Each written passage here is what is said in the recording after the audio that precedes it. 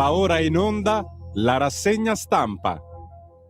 Alzo le mani, mani in alto, io non c'entro assolutamente niente. Qua ci sono già gli animalisti che scrivono dicendo hai svegliato 5 minuti prima i gatti, maleducato. Io non c'entro. Mani in alto, Sammy Varin, regista Francesco, ragazzi. Cioè, il regista Francesco stava facendo lo spogliarello e chiaramente i gatti sono entrati. E cosa devo fare?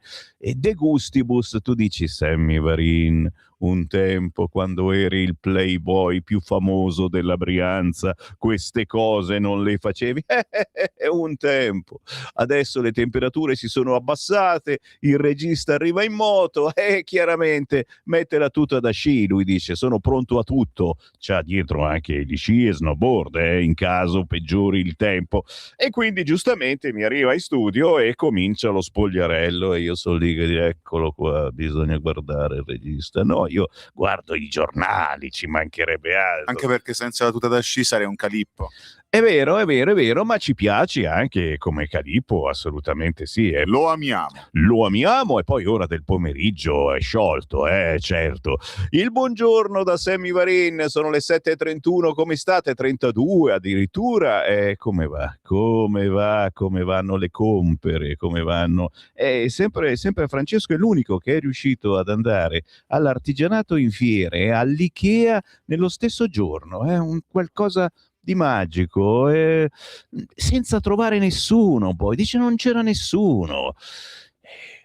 Quelle cose, se avete da fare compere, procuratevi il nostro regista Francesco, è molto utile. Probabilmente non so, riesce a scacciare tutti quanti quando arriva lui. Non so, adesso iniziamo a pensare cose strane, dici no, vabbè, non pensiamoci. Buongiorno ancora, buongiorno a chi è sveglio, buongiorno a chi sta dormicchiando, buongiorno a chi sta guidando in giro per l'Italia. Oggi pioggerellina particolare, un po' gelata, qualche goccettina ogni tanto su Milano che sa presagire qualcosa. Che cosa qualcosa?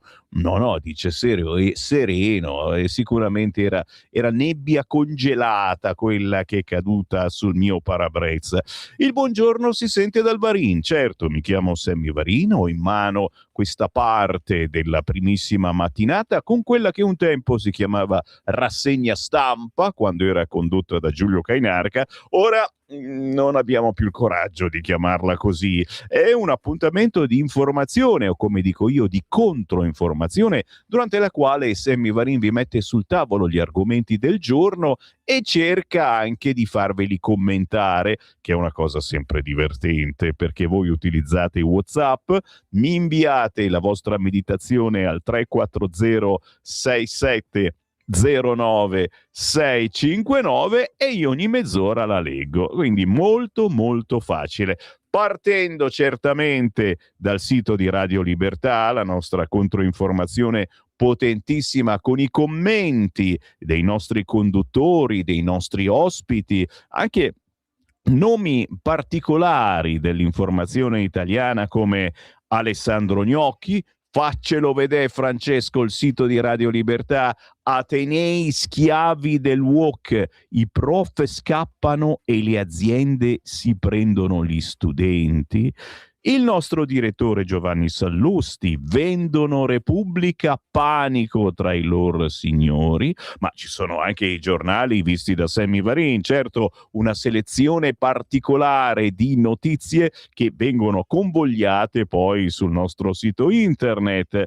C'è Giulio Cainarca con il suo Green Deal da burocrati, il mondo è andato altrove, insomma gran parte delle trasmissioni di Radio Libertà le trovate poi sul sito di Radio Libertà, così che potete corroborare quello che magari non avete ascoltato in radio con una bella lettura dal nostro sito, e a un certo punto cliccate dona ora e avete anche la possibilità di non farci fare la fine dei colleghi di Repubblica, della Stampa o di Radio Capital o di Radio DJ, cioè nel senso di farci campare con i vostri aiuti attraverso una donazione, attraverso il conto corrente postale 37671294 o attraverso un semplice contributo con la vostra carta di credito. Ci arrivate tranquillamente dal sito radiolibertà.net cliccando su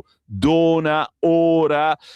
E qui naturalmente il Semivarin è pronto a tuffarsi nella controinformazione, partendo però dai siti elettronici e quindi dalla notizia della notte che il regista di Harry ti presento Sally, Rob Reiner, con la moglie sono stati trovati morti in casa a Los Angeles, accoltellati. È stato ascoltato uno dei figli. Questa è l'apertura del sito del Corriere e anche quello di Repubblica. Los Angeles, il regista di Ieri di Presento Sally, Bob Reiner e la moglie uccisi nella loro villa, interrogato uno dei figli. Ma naturalmente su tutti i siti, così come su tutti i cartacei, c'è il festival di Atreyu, non di Sanremo ma di Atreyu.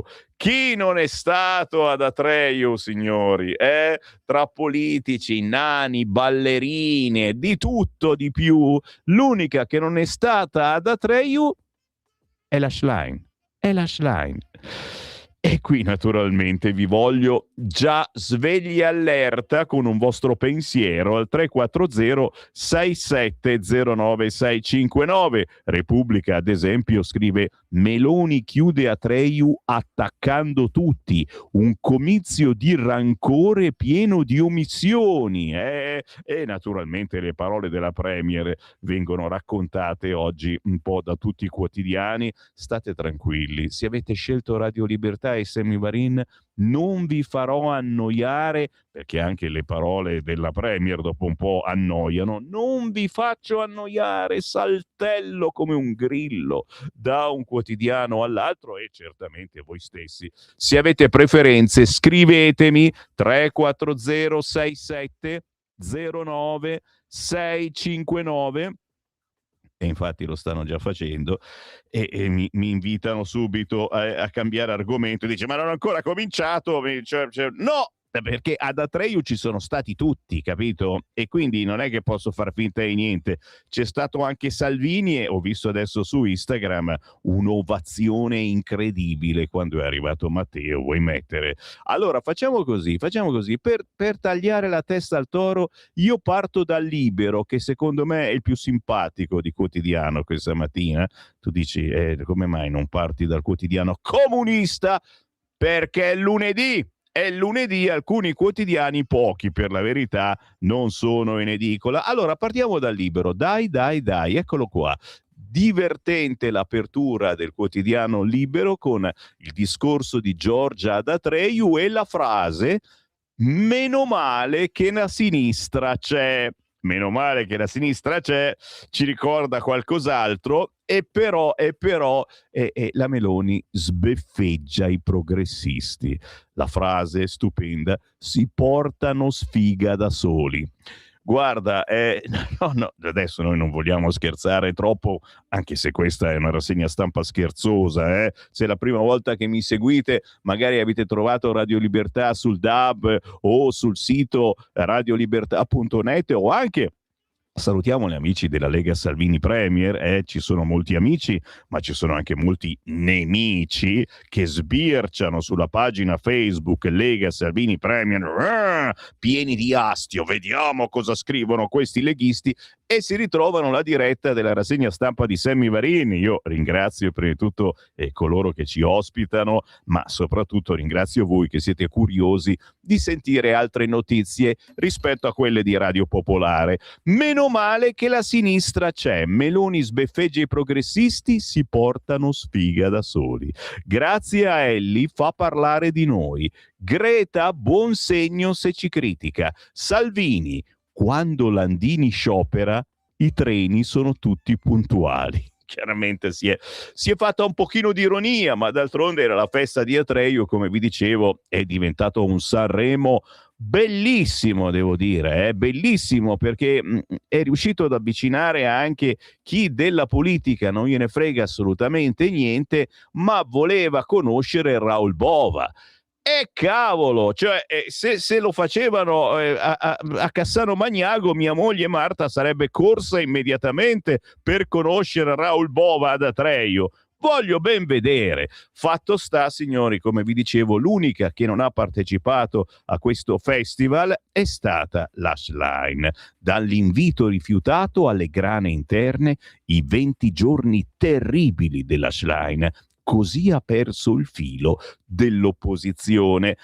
Divertente l'editoriale di Mario Secchi, i compagni con la sindrome del kebabbaro. E anche questa è la sindrome del kebabbaro, non l'avevo mai sentita e non è niente male. La sindrome del kebabbaro è un disagio che si manifesta nella sinistra quando subisce la sconfitta, non elabora il lutto, non capisce l'avversario e ogni volta che lo vede, lo sente parlare, lo immagina, perde l'orientamento, barcolla, sbatte i piedi e cade in uno stato che oscilla tra la prostrazione e la rabbia. Signori, qui mi fermo, ma chiaramente se uscite di casa prima di andare al lavoro, fate un giro e acquistate il quotidiano Libero, la sindrome del kebabbaro. Un altro quotidiano racconta che questi praticamente da quando abbiamo vinto il premio immateriale della cucina e allora gli alimenti italiani sono praticamente questi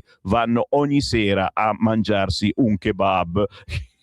Cioè, capisci? Psicologicamente non hanno apprezzato questa cosa, che l'Italia è giunta a questa vittoria incredibile dal punto di vista alimentare.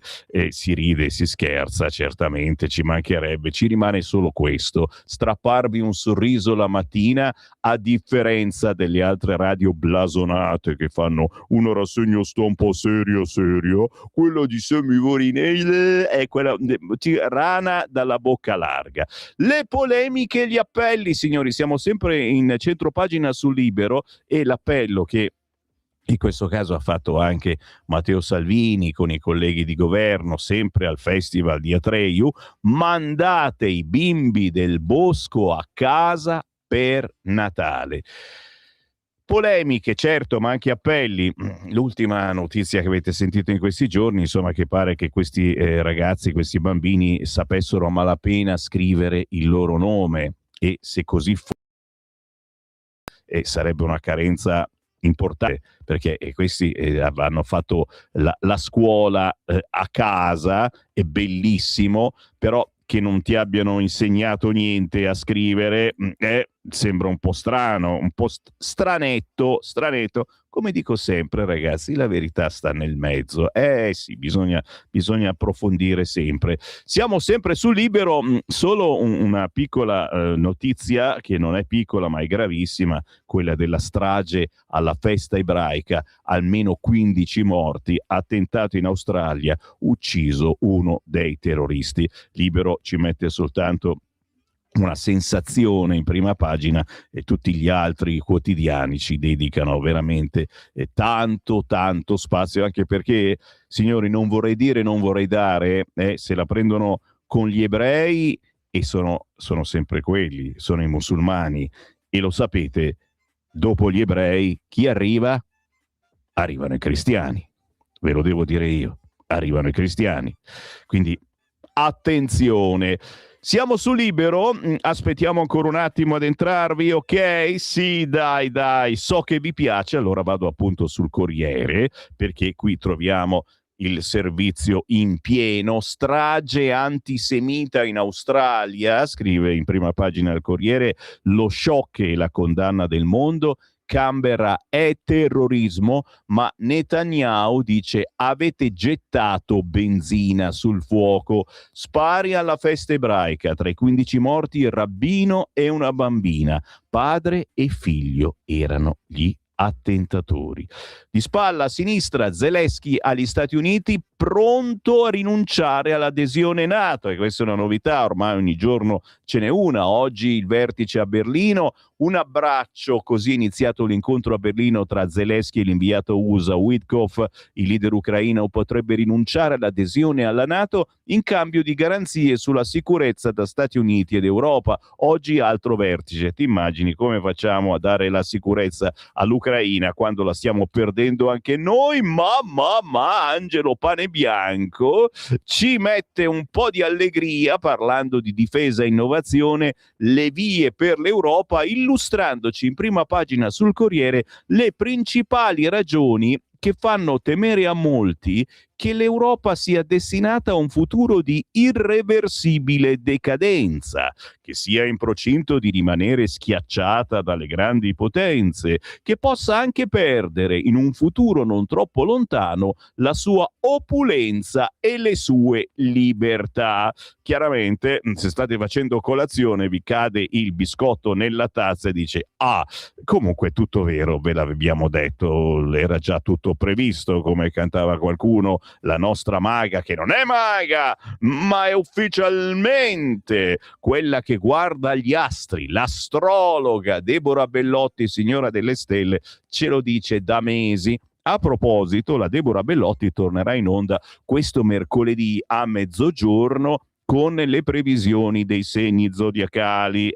Se ve la siete persa, poi la ritroverete durante le feste, perché ci azzecca sempre, non so io come fa, infatti io la chiamo maga, anche se lei invece non è maga, ma guarda tutti i giri strani dei pianeti, eccetera, eccetera. Meloni, show e attacco, Schlein è scappata, la leader PD, da lei propaganda e tasse, scontro a distanza. Meloni chiude a Treiu la festa di Fratelli d'Italia tra parole d'orgoglio per quanto fatto al governo e decisi attacchi alla sinistra che rosica, a Landini e Schlein che non ha contenuti e scappa dal confronto, ma proprio dall'assemblea Dem Elli ribatte: Meloni festeggia l'UNESCO ma il frigo degli italiani è sempre più vuoto, in manovra nulla per far ripartire il paese. Ok, Meloni festeggia l'UNESCO nel senso che il cibo italiano, patrimonio immateriale, eccetera, e quelli di sinistra che mangiano tutti il kebab. Torneremo sull'argomento, sicuramente interessante. Quando è stata l'ultima volta che avete mangiato kebab? Ditemelo, confessatelo a Sammy Varin. 34067090659.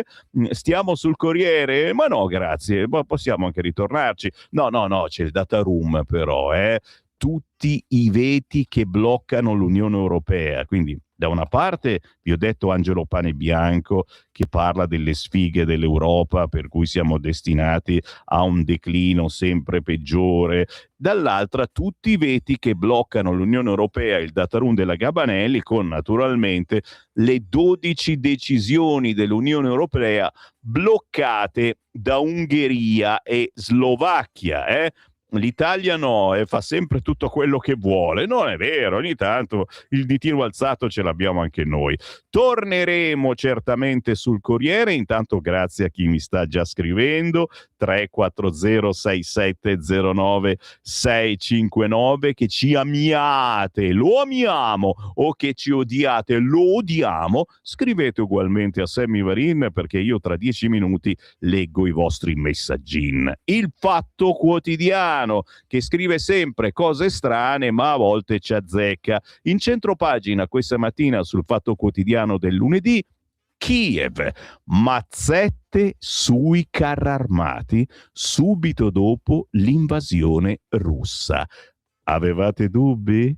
Costi tripli. Intanto Zelensky dice addio alla NATO e sugli asset l'Italia rischia. Questa l'apertura è ok, e poi non lo so se siete d'accordo, ma qualche dubbio ci era venuto. In taglio alto c'è naturalmente il festival a Treiu, comizio della Premier, Elli è lei che scappa, Meloni attacca la CGIL, i magistrati e Schlein, è senza idee e fugge. Oh, scappa lei, scappa quell'altro, chi scappa? Scappano via tutti, che più nessuno, ma naturalmente il Fatto Quotidiano si occupa anche della strage di Hanouka in Australia, 16 ebrei assassinati alla festa a Bondi Beach, tra le vittime una bambina. E a proposito di Bondi Beach. Ve lo dico subito, una bella esclusiva con Antonino Danna questa sera alle 18:35. Il collega Antonino Danna nella sua trasmissione serale ospiterà la nostra fiammetta Martegani da Tel Aviv, che ha frequentato più volte proprio la spiaggia di Bondi Beach. Questa sera 16:35 Radio Libertà con Antonino Danna. Il Fatto Economico, intervista Angelucci, signori, segnali di crisi dai giornali agli ospedali. Gli affari non brillano più come un tempo e gli utili calano. Società in Lussemburgo e niente bilancio consolidato, il grosso dei ricavi arriva dal sistema sanitario nazionale, specie dal Lazio.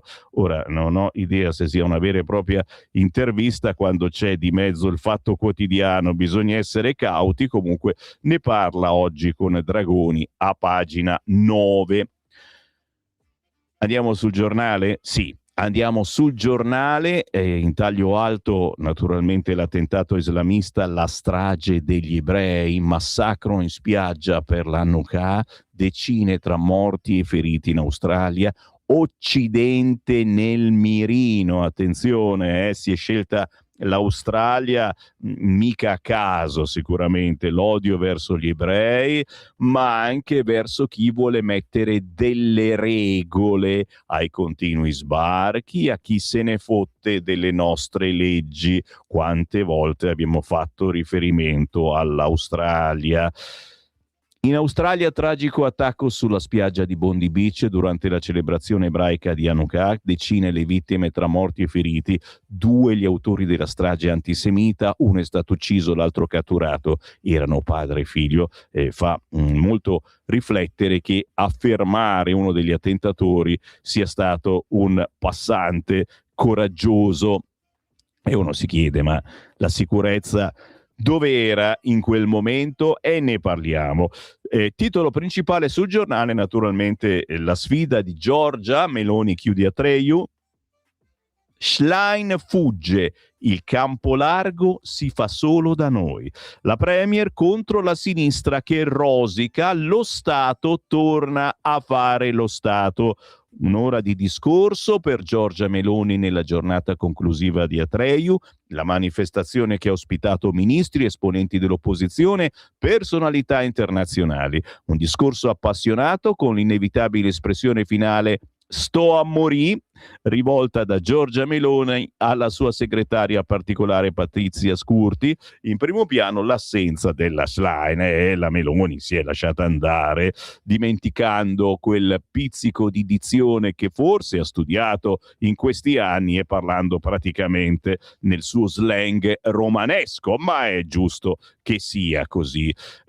L'editoriale oggi sul quotidiano Il Giornale è di Osvaldo De Paolini e parla delle macerie d'acciaio, le colpe sull'Ilva. Oggi si decide forse, chissà che cosa ne faremo dell'Ilva. Oggi non si apre soltanto una busta, scrive De Paolini sul Giornale, oggi si apre o si chiude per sempre la partita industriale forse più importante del momento. I commissari di Acciaierie d'Italia in amministrazione straordinaria sono chiamati a dire se l'ex Ilva può ancora essere salvata o se il paese ha definitivamente scelto la strada dell'irrilevanza industriale, mascherandola da tutela ambientale e da difesa di diritti che non sempre sono tali. Così oggi il quotidiano Il Giornale. Altre segnalazioni?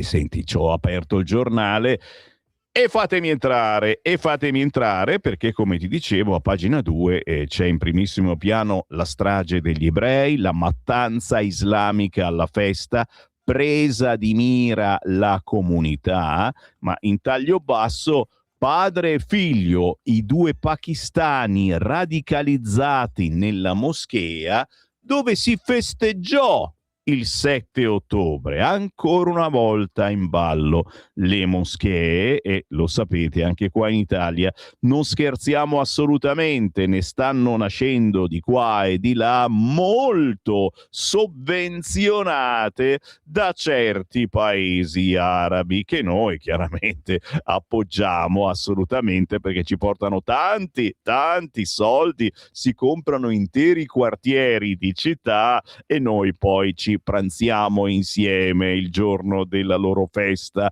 50 anni uno, 24 anni l'altro, il primo morto, il secondo catturato, i legami con il califfato, scrive quest'oggi in taglio basso il quotidiano Il Giornale, che collega tutto questo anche alle marce pro-Pal.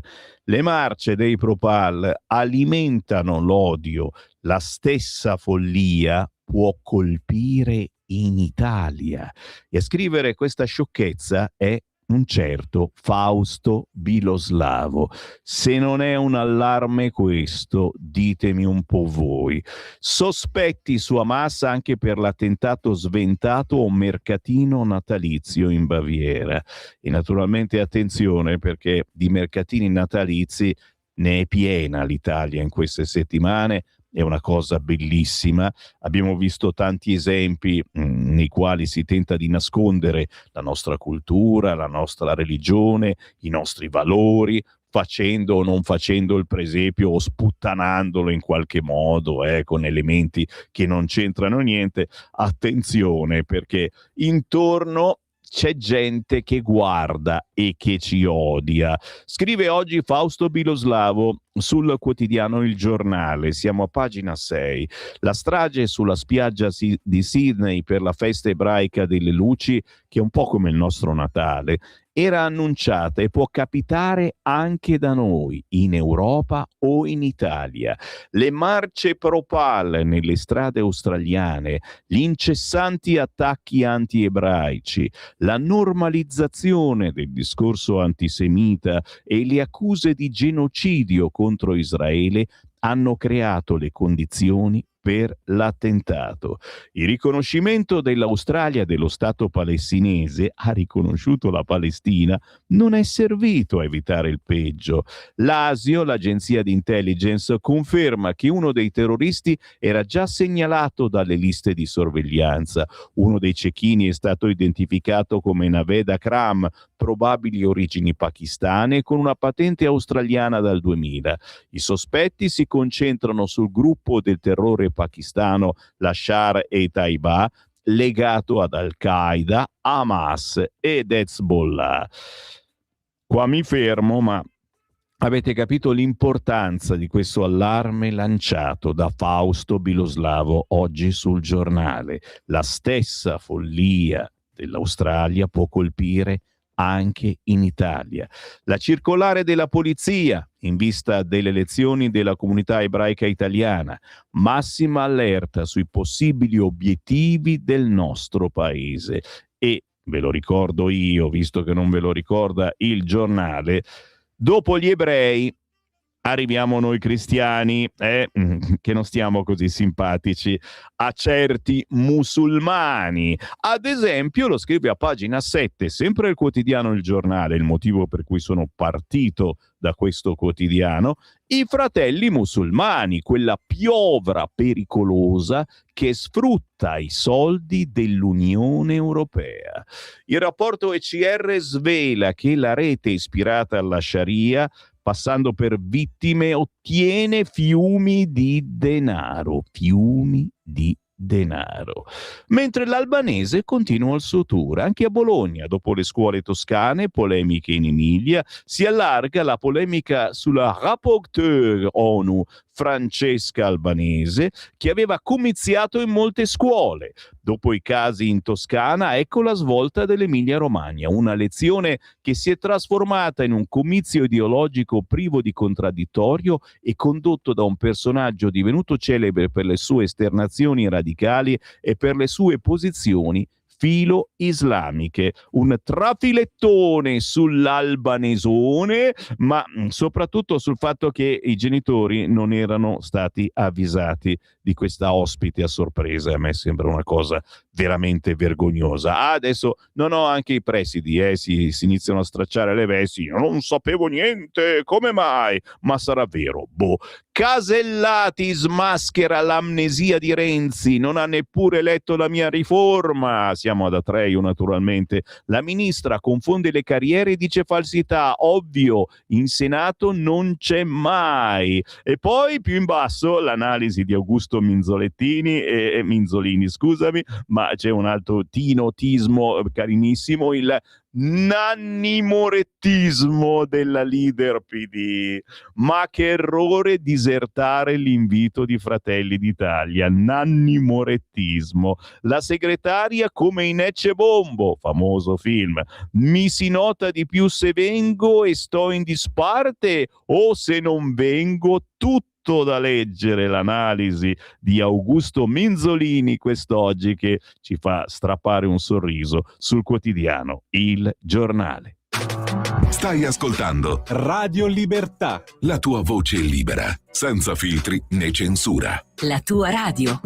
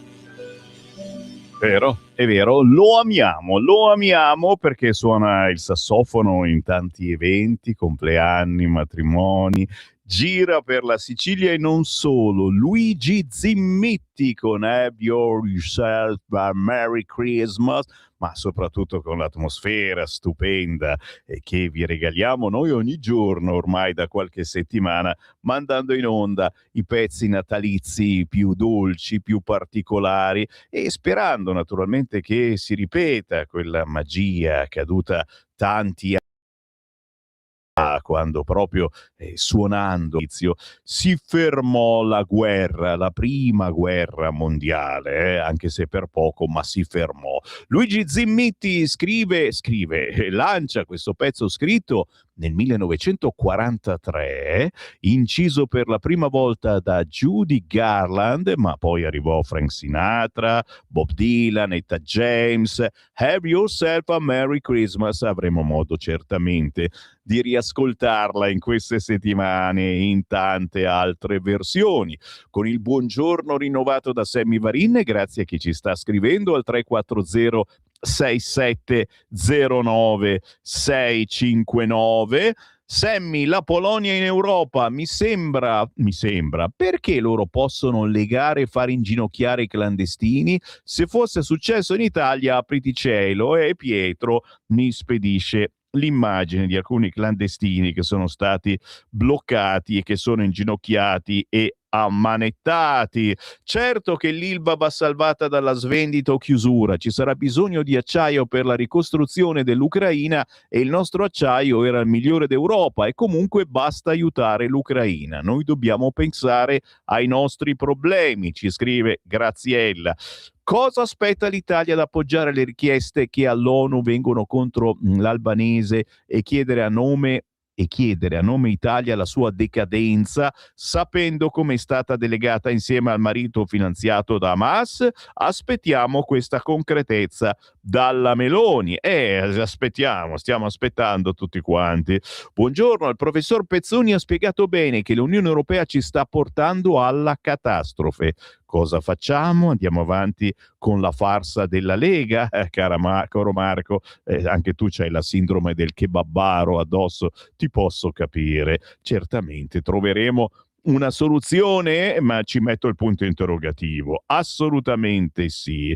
Tanti whatsappini, certo, e grazie a chi mi ringrazia, prego a chi mi rimprega per essere qua, e dove volevi che fossi? A letto a dormire, ma siamo gente attiva qui al nord, e trasmettiamo la nostra attività anche a registi che magari sarebbero a letto a dormire a quest'ora se fossero al sud, e invece li abbiamo tirati qua da noi dicendo dai, vai, forza, perché la mattina ha l'oro in bocca, l'oro che non sono loro, ma è l'oro in bocca. Quindi un saluto a tutti coloro che ce l'hanno in bocca l'oro, e andiamo avanti con la nostra rassegna stampa, salutando anche gli amici di Facebook e di YouTube. Mentre andava il pezzo di Gimmiti, vi ho messo la diretta anche sulle mie pagine, Samuele Sammy Varin, perché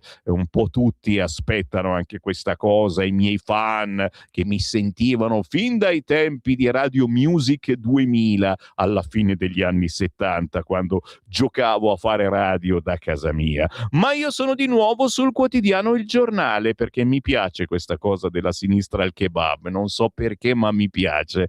Meloni e la sinistra al kebab, scrive oggi a pagina 9 del quotidiano Il Giornale Adalberto Signore. La Premier chiude a 3 e affonda su Schlein, Albanese, Landini e Salis. L'opposizione che rosica e i giudici politicizzati, basta casi Garlasco. E alcune frasettine, ma ragazzi oggi i quotidiani non sono pieni, sia quelli di destra che quelli di sinistra, ve l'assicuro. È come fosse stato un festival di Sanremo, secondo me, perdonami, azzeccato. Chiaro che Pontida per sempre, chi vi parla è leghista celodurista fin dalla fine degli anni '80, però questa idea di unire la politica comunque alla cronaca e anche allo spettacolo, quindi invitando personaggi dello spettacolo che non è che hanno detto che votano Fratelli d'Italia, però non si sono vergognati ad andare su un palco di centrodestra o di destra, se volete, mi sembra interessante, mi è sembrato interessante perché forse avvicina, sai che siamo tutti dei pecoroni noi, avvicina un po' più di gente alla politica, noi ci aggiungiamo sempre alla speriamo buona politica.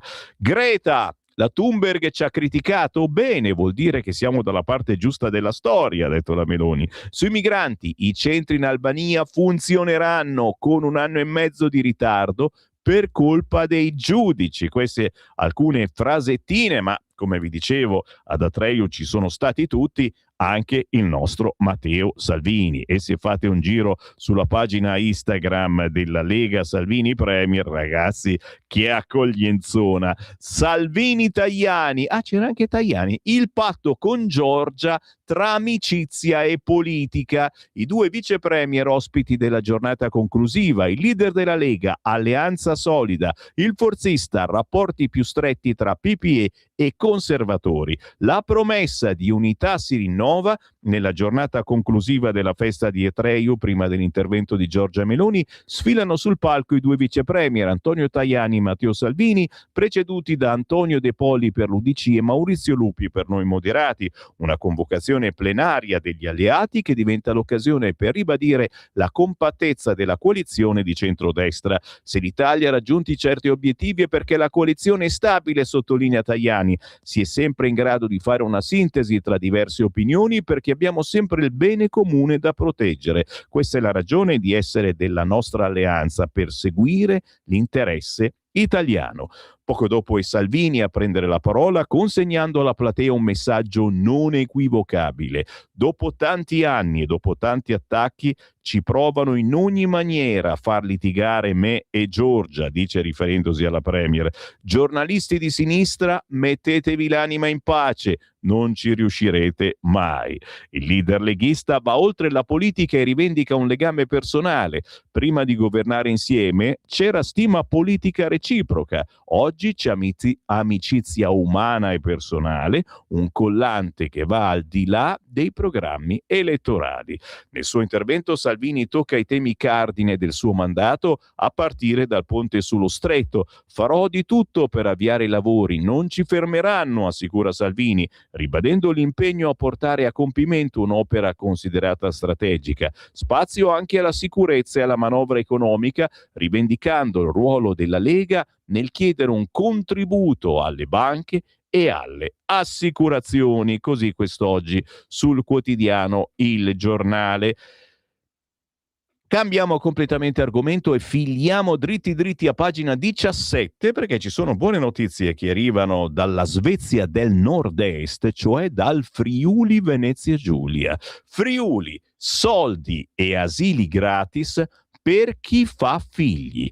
Contributi da 40.000 euro per comprare casa e assegni mensili per le mamme, scrive oggi sul quotidiano Il Giornale Stefano Zurlo. Non è la Svezia dei tempi d'oro, è il Friuli Venezia Giulia di oggi che combatte la denatalità e l'inverno demografico con un approccio pragmatico, non ideologico, il più concreto possibile. Una sfilza di provvedimenti che sin dall'inizio dell'era Fedriga, comunque dalla fine del 2018, cercano di contrastare il crollo delle nascite, malattia comune e progressiva in tutta Italia e in tutto l'Occidente. Paginone bello oggi, a pagina 17 del quotidiano Il Giornale. Il Friuli Venezia Giulia, guidato dal leghista Massimiliano Fedriga, avanguardia nei servizi per i cittadini. E se siete del Friuli o se siete amministratori e volete copiare qualche idea dal Friuli, vi conviene acquistare oggi il quotidiano Il Giornale. Friuli, naturalmente Venezia Giulia. 21, pagina 21, Volkswagen spegne la prima fabbrica. Si parla di crisi dell'auto, sale l'attesa per il piano della Commissione UE che può dire addio all'obbligo dell'elettrico. Domani si ferma Dresda, la casa di Wolfsburg non aveva mai chiuso un impianto in 88 anni. Era lo stabilimento dedicato alla produzione di veicoli a batteria. Urso ha detto ad Atreju che in Europa serve una svolta chiara, no a misure tampone. A proposito di economia, un trafilettino in taglio alto a pagina 21 del giornale, si parla di Mercosur, lo sapete, il trattato che potrebbe rovinare tanti agricoltori, e non solo quelli italiani, ma anche noi che ci troveremo nel piatto delle schifezze a bassissimo costo non controllate dall'Unione Europea. Mercosur, la Francia vuole il rinvio, si scrive in questo trafilettino, è l'unico che ne parla oggi il giornale. La Francia continua a respingere l'accordo di libero scambio previsto tra l'Unione Europea e gli stati del Mercosur. Lo ha ribadito ieri il ministro francese dell'economia e delle finanze. Nella sua forma attuale il trattato non è accettabile, ha spiegato Roland Lescure. Il primo ministro Le Cornu spinge per tutelare di più gli agricoltori e vorrebbe posticipare il voto di questa settimana.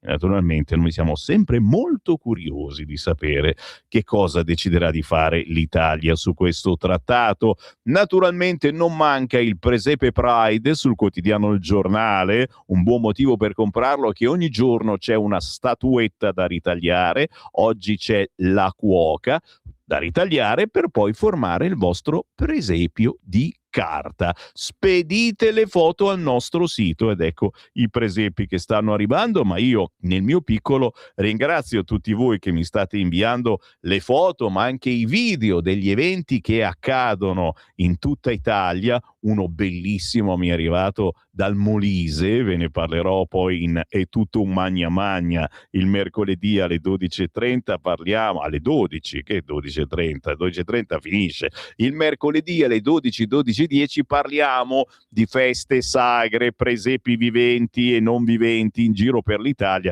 Ci sono cose bellissime, inviate la foto del vostro presepio o l'evento calendarizzato nella vostra zona al 340 6709 659. Ultimissima segnalazione sul giornale, nella stanza di Vittorio Feltri a pagina 23 si parla di 20.000 stranieri che ingolfano le carceri, scrive Leonardo Zanetti. Le scrivo perché leggendo i dati aggiornati sulla popolazione carceraria mi sono cadute le braccia. A fronte di una capienza regolamentare che è già vergognosamente insufficiente, le nostre carceri continuano a essere stipate oltre ogni limite umano. Ogni settimana emergono casi di celle sovraffollate, detenuti ammassati come bestiame, persone in attesa di giudizio costrette a vivere per mesi e mesi accanto a criminali abituali, spesso stranieri, in condizioni indegne di un paese civile.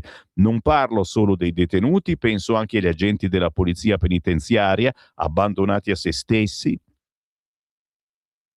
sottoposti a turni massacranti, aggressioni quotidiane e un tasso di suicidi che fa impressione. Direttore, lei più volte ha denunciato questo sfacelo, le chiedo come si può risolvere una situazione simile. E Vittorio Feltri naturalmente risponde rimandandoli a casa loro. Cioè è una vergogna che un immigrato che non è italiano arriva nel nostro paese, fa quello che gli pare, si macchia dei crimini più pazzeschi e lo dobbiamo tenere nelle nostre carceri. Sappiatelo. Si cambia argomento, certo che lo cambiamo, e andiamo ad esempio sul quotidiano Repubblica. Sì, non guardo in faccia a nessuno, voglio assolutamente Repubblica questa mattina.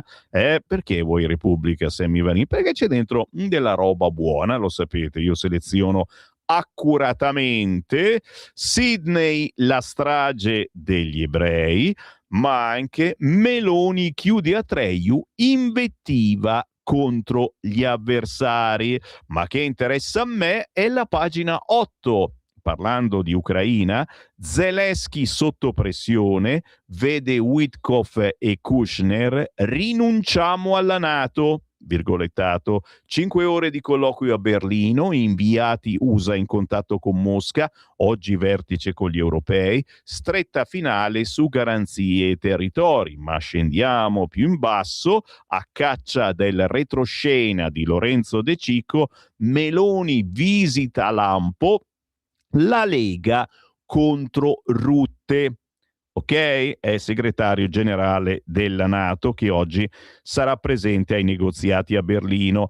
La Premier soltanto per poche ore nella capitale tedesca. Il Carroccio, l'Alleanza e l'Unione vogliono la guerra. In una giornata cruciale per il destino dell'Ucraina, per Giorgia Meloni la trasferta berlinese sarà una visita a Lampo. L'aereo di Stato da programma dovrebbe atterrare poco dopo le 18. La Premier parteciperà al vertice con cena con il leader del formato Washington per un paio d'ore dalle 19 alle 21, poi rientrerà a Roma, salvo cambi d'agenda dell'ultimo minuto, non prenderà parte a gruppi ristretti in cui si discuterà in modo più approfondito delle trattative sui territori che Kiev dovrebbe cedere per arrivare al cessate il fuoco che chiede con sempre maggiore pressione Donald Trump. Ancora una volta Meloni non dovrebbe presenziare al summit con i leader di Germania, Gran Bretagna e Francia, che potrebbe essere convocato nelle prossime ore. Bla bla bli, bla bla bla. Vado avanti finché non parla di Lega. Per Meloni anche il versante politico interno è turbolento. Alla cena di stasera è annunciato il segretario della NATO Mark Rutte. Proprio alla vigilia di questo appuntamento la Lega ha deciso di affondare il colpo contro il vertice dell'Alleanza Atlantica per le sue recenti esternazioni sul rischio di un conflitto con Mosca. Per Armando Siri, capo dei dipartimenti del Carroccio e consiglieri di Matteo Salvini al MIT, le parole di Rutte sono molto gravi. La NATO e l'Unione Europea hanno voglia di guerra. Qualunque principio di giustizia ci sia da difendere, non vale certo una guerra che si sa non potrà mai risolvere nulla, può solo portare più morte e distruzione. Contro le stesse affermazioni di Rutte, nelle stesse ore si era espresso il portavoce di Putin, Peskov. Al di là delle sortite polemiche, prosegue Lorenzo De Cicco nel suo retroscena su Repubblica, la Lega insiste per inserire alcuni passaggi critici sulla strategia UE e sugli aiuti militari a Kiev già nella risoluzione che sarà votata mercoledì dalle Camere in vista del Consiglio europeo di giovedì. Riecco Siri, come Lega chiederemo che si sostengano gli sforzi di pace, a partire dal piano Trump, su cui Zelensky continua a nutrire dubbi. Le trattative nella maggioranza di governo sono appena iniziate. Il ministro degli affari UE, il meloniano Foti, oggi dovrebbe spedire ai partiti una bozza della risoluzione, ma viste le schermaglie di questi giorni saranno necessarie diverse limature. Così quest'oggi il quotidiano Repubblica, che parla poi degli asset.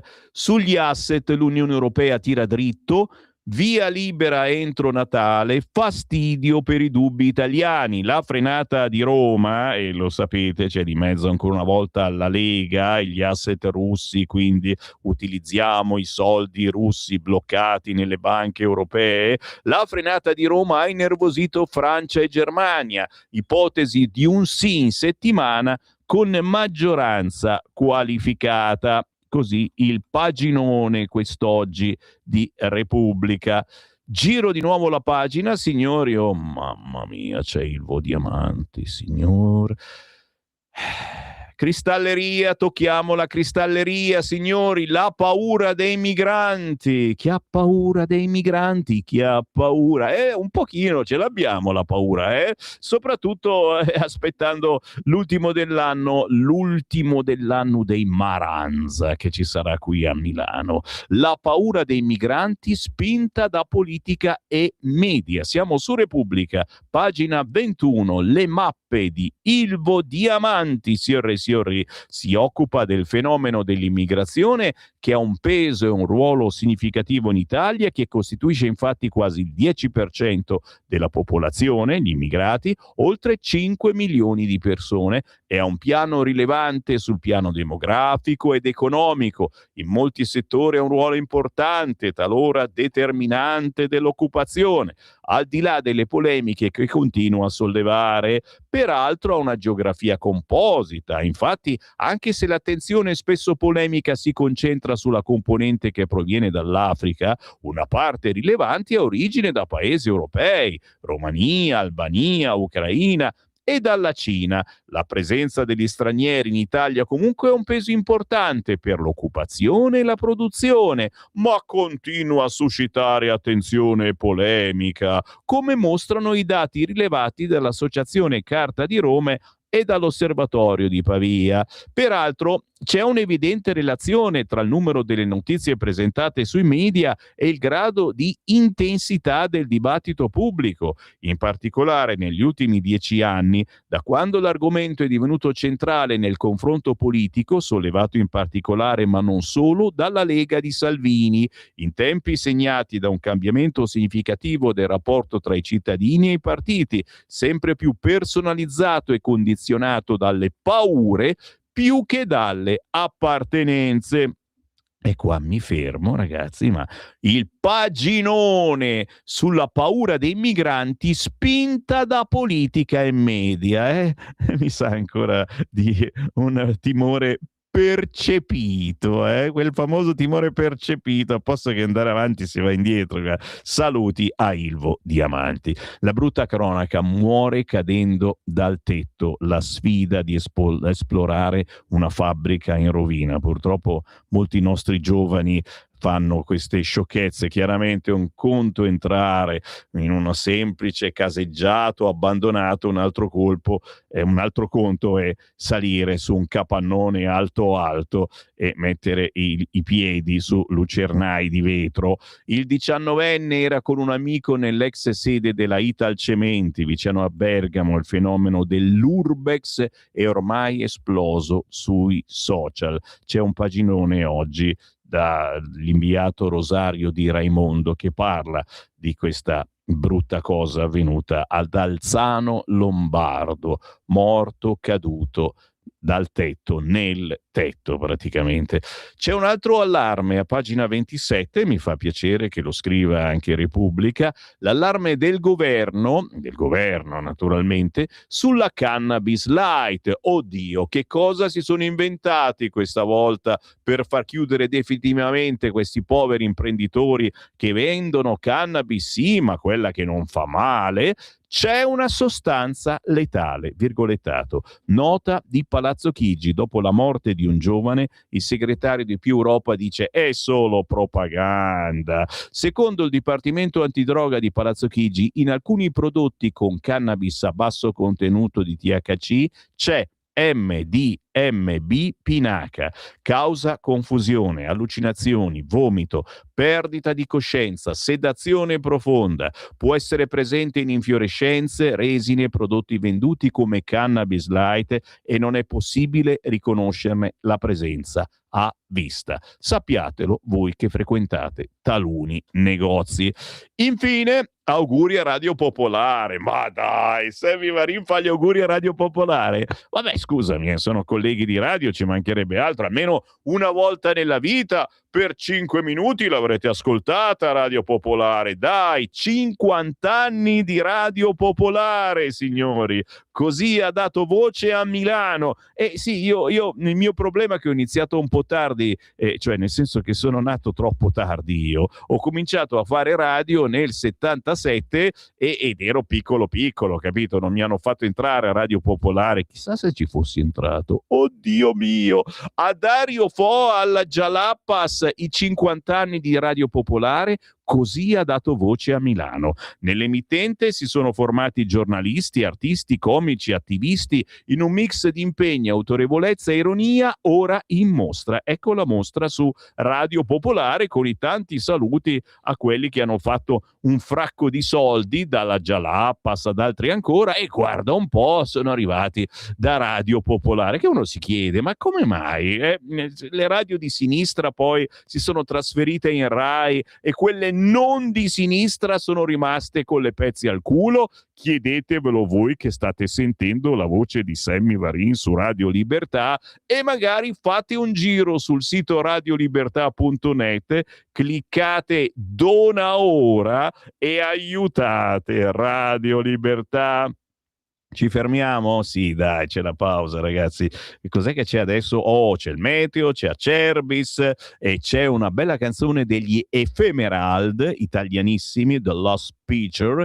E poi, chiaramente, ragazzi, si prosegue con i vostri WhatsApp. Se siete lì tra il gnacca e il petacca, scrivetemi. Il numero è 340 67 09 659. Pochi minuti e leggo le vostre meditazioni.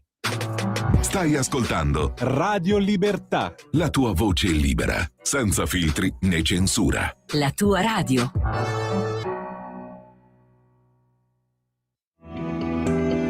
Il meteo.it presenta le previsioni del giorno. Pressione atmosferica sempre tutto sommato stabile sul nostro paese. In mattinata i cieli si presenteranno poco o parzialmente nuvolosi da nord a sud, con una possibile residua formazione di foschie o banchi di nebbia sulle pianure settentrionali e sulle valli interne del centro. Nel pomeriggio aumento delle nubi specie al sud e sulle due isole maggiori, ma non sono attese precipitazioni significative. Per ora è tutto da ilmeteo.it, dove il fa la differenza anche nella nostra app. Una buona giornata da Andrea Garbinato. Avete ascoltato le previsioni del giorno. Lo amiamo perché ci offre sempre le cose più buone e naturali. Linea Alberto Acerbis. Cari amici, care scette, cari siure, cari tutti di Radio Libertà, Alberto Acerbis è qua anche stamattina. Non dimentichiamo l'olio però, cioè confezione di Natale è una cosa che inizia e finisce, numero chiuso. Perché tu devi regalare qualcosa che non è che poi a Santo Stefano vedi il panettone che ti regalano se prendi le calze, detti anche scalfarì, cioè cerchiamo di capirci, cioè parliamo di un regalo particolare che fa davvero la differenza nella qualità dei prodotti né come viene presentato. Detto questo, stiamo raccogliendo le olive ancora per 20 giorni, l'olio nuovo è pronto.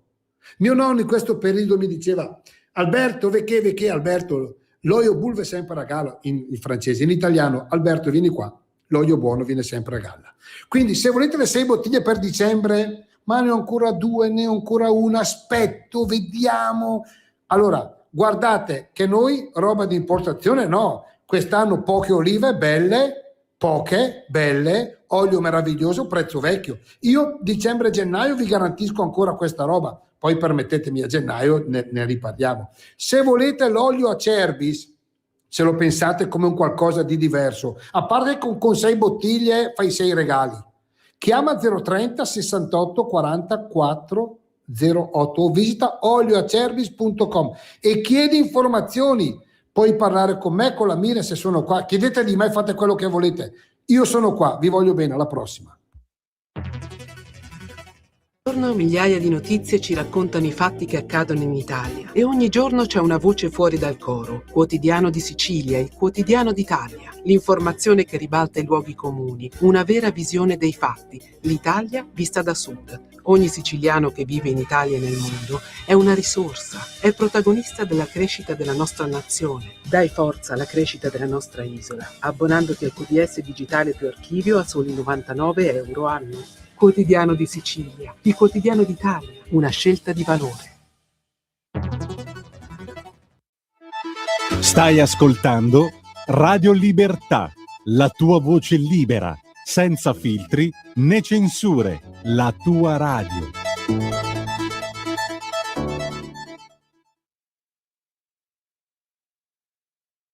Please stop, my hands were shaking. Please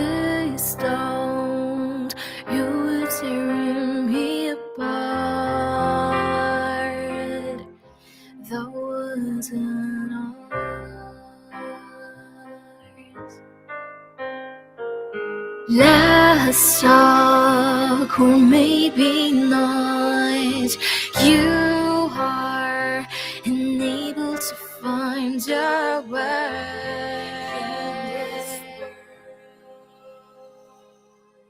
The thought of you was stuck in my throat. The mere thought of your face made my breath stop. Even the most joyful creatures around you died.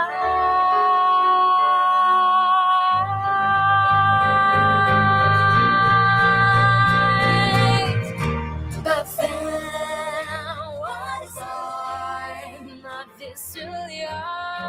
You're ripping stars apart. Starless dreams, what you don't think about. What sounds illogical, exceptional, irrational, implacable, and takes its time.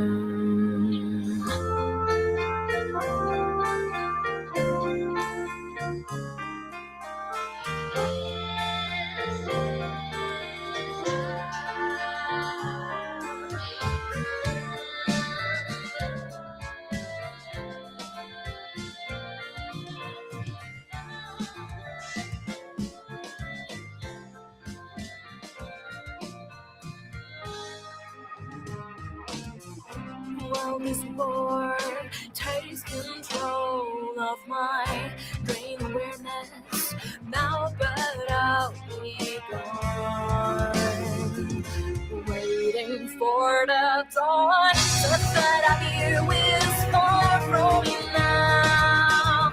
I'll take my life back. Now that I feel the empty spaces of my own blood.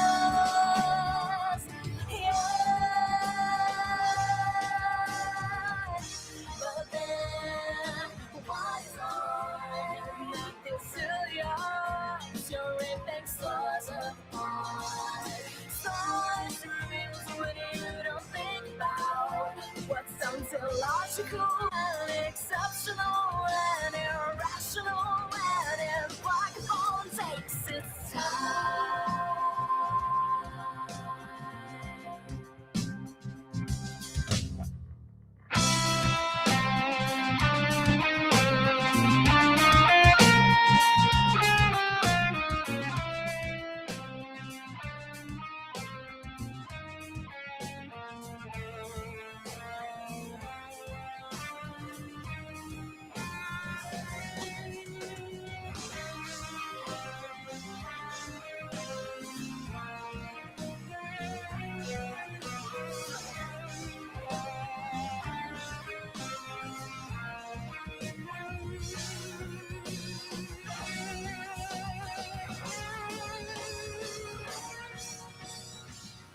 But now, what is on this till you're ripping stars apart?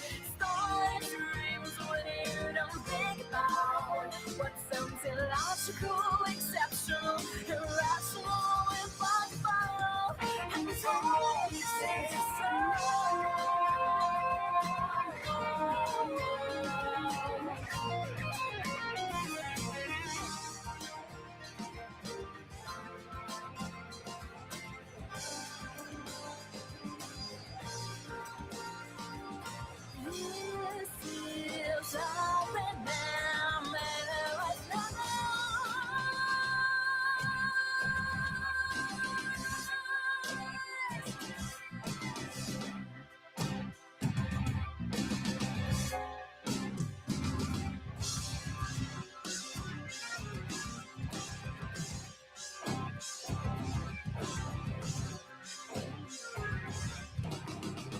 Beh, se non vi siete alzati ancora, se non vi siete alzati dal letto con questa, non c'è speranza. Si chiama The Last Picture degli Ephemerald, italianissimi, e qui raccontano dell'ultima immagine che ci vede lasciare finalmente quella persona, quel lavoro, quell'ambiente, se volete anche quest'anno che magari vi ha davvero stufato è l'ultima immagine e poi cambiamo vita e poi facciamo qualcosa di diverso. È interessante questa meditazione, visto che ci avviciniamo veramente al nuovo anno 2026. The Last Picture Ephemerald, tra gli artisti indipendenti che Sammy Varin ogni mezz'ora vi lancia, sono molto apprezzati soprattutto da chi è stanco e stufo dei soliti cantanti. A proposito, tra poco parliamo di Sanremo, saremo quello vero, non di Atreyu, ma d'altronde oggi tutti i quotidiani parlano di Atreyu e magari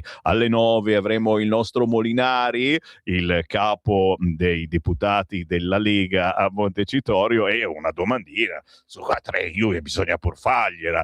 WhatsApp, vediamo un po' cosa mi stanno scrivendo i nostri ascoltatori al 340 6709 659. Toccatevi tutti. Questo scrive: vabbè Sammy, ho capito che la Lega finirà fratellastra, ma per favore ragazzi, ora mi viene subito da grattarmi, non capisco come mai sta cosa, quando solo il nome Fratelli d'Italia, li vogliamo bene, li amiamo, ci mancherebbe altro, ma noi siamo un'altra cosa. Sammy, ti do una notizia in anteprima: le prossime immagino elezioni le abbiamo già perse, perché la propaganda della sinistra è troppo forte, invece la nostra è troppo debole. Vedi talk show, da noi mandano come ospiti di sinistra le loro corazzate, noi da loro inviamo solo mezze cartucce. Ma insomma, Enzo, non direi. Il problema non sono i personaggi che mandiamo, è che non gli danno spazio per parlare, capito? Sì, e questo lo abbiamo capito molte volte, quando danno lo spazio a quello o a quella della Lega, no, c'è la pubblicità, ferma, torniamo tra poco, e quando si ritorna con un servizio, ragazzi, non ci vuole poco a capirle queste cose, anche se non siamo programmatori televisivi, e si cambia argomento e si rifà un altro giro. Vabbè, capite che è importante avere una radio come questa e utilizzarla soprattutto da parte vostra, signori, perché qui trovate spazio soprattutto voi, i nostri ospiti, che sono quelli che non riescono ad andare in televisione o che in televisione gli danno 5 secondi per parlare, li trovate poi sul sito radiolibertà.net, ma li trovate quasi sempre qui in diretta. Cioè oggi, ad esempio, ritorna la Belva Civile a mezzogiorno con l'onorevole Ottaviani della Lega. Domani e giovedì ritorna Borgonovo, il vice della Verità, con la sua trasmissione La Cittadella. Direi che c'è roba buona da ascoltare su queste frequenze, e se non riuscite a sentire la diretta trovate poi tutto su Facebook, su YouTube cercando Radio Libertà, o sul sito radiolibertà.net. Buongiorno, vorrei sapere in maniera più specifica informazioni sull'argomento contributi a chi fa figli in Friuli. È un provvedimento rivolto a tutti o soltanto agli italiani? Bella domanda, perché se fosse rivolto a tutti ovviamente i contributi li prenderebbero gli immigrati. Certamente, tu dici, penso che probabilmente si cerchi di aiutare soprattutto gli italiani. La Rita, ciao Sammy, questo è il mio presepe fuori casa, Rita da Limbiate, che dolce ragazzi, con tutti i ramettini di pino, dolce, grazie davvero Rita da Limbiate, bellissimo, complimentoni. Sto guardando se c'è nascosto qualche gambiano. No, non c'è, un presepe senza gambiano, l'africano che si era nascosto per latitante, no? Ma stava così bene in quel presepe, io ce lo rimetterei, guarda, era così proprio c'era messo in posa, no? Bene, grazie a voi che mi scrivete al 340 6709 659. Fatemi sapere anche se c'è qualche presepe vivente nella vostra zona, se c'è qualche evento particolare. 340 6709 659, perché io poi ne parlo a mezzogiorno del mercoledì, c'ho una trasmissione apposita. Fammi un po' vedere. La piacciona Meloni, tanti bla bla ma nessuna mossa concreta con i ministri che gli italiani aspettano dalle elezioni. Vai, buon Natale e panettone, questo sempre arrabbiato. Grande amicizia con Meloni suggellata anche dall'acquisto di mega palazzi di entrambi a Roma, caro Mauro, lo so che è tutta invidia la nostra, sai com'è, facendo il vice premier e essendo in politica da tanti anni, come minimo ti puoi permettere anche una bella casa, come minimo, ma penso che non ci sia niente di male. Ma qualcuno dei suoi lecchini ha detto a Salvini di fare un giro in Valtellina per capire che a poco dall'apertura delle Olimpiadi per la viabilità c'è da mettersi le mani nei capelli? Magari succede un miracolo e tutto fila liscio, ma se così non fosse, lui sarà per l'ennesima volta giustamente deriso e preso a pallate. La sua priorità è il ponte, mentre qui al nord per fare qualche centinaio di chilometri dobbiamo mettere in preventivo ore di macchina. Tanto il ponte, se tutto va bene, lo vedranno i suoi pronipoti. Se non l'ho ancora capito, qualcuno glielo dica. Questo è un altro con la sindrome del kebabbaro. Gino, mi dispiace, ti voglio bene anche se ti ingordi di kebab. Chiaramente i lavori stanno proseguendo, ragazzi, c'è ancora qualche mese e si faranno. E come? Sì, c'è qualche strada che non sarà pronta, ok, però la principale per arrivare alle Olimpiadi naturalmente sì. Ciao Sammy, come sempre gli ignoranti e differentemente senzienti che governano l'Italia Rex Repubblica, spinti dagli oligarchi del petrolio e aiutati da quattro teste di gonadi di drogati, utili solo alla causa di delegittimare una delle piante più amiche dell'uomo, una pianta che aiuterà l'uomo non solo per costruire funi, mattoni, automobili, vestiti, medicine che curano senza effetti collaterali, perché il corpo umano ha i ricettori dei cannabinoidi e cura davvero praticamente tutto, rassoda il terreno, elimina gli inquinanti dal terreno, ma tant'è, gli ignoranti al governo dietro il paravento di quattro coglioni di drogati l'hanno messa fuori legge, sta parlando dei negozi che vendono la cannabis legale, dando un'enorme mano ai loro amici della plastica e del petrolio. L'ignoranza al governo fa male non solo alla gente ma anche alla natura. La canapa va coltivata come era una volta, riportando l'Italia al primo posto per la sua produzione come era in passato. Saluti da Luca da Brescia. Consiglio alle popolazioni ebraiche: per le persone stupide serve solo occhio per occhio, ci scrive Armin. Fa piacere che siate di buon umore quest'oggi. Ma le corazzate che manda in TV il PD chi sono? La Bonafè, la Moretti, la Picerno o la Elli che non si capisce mai fino in fondo cosa dice?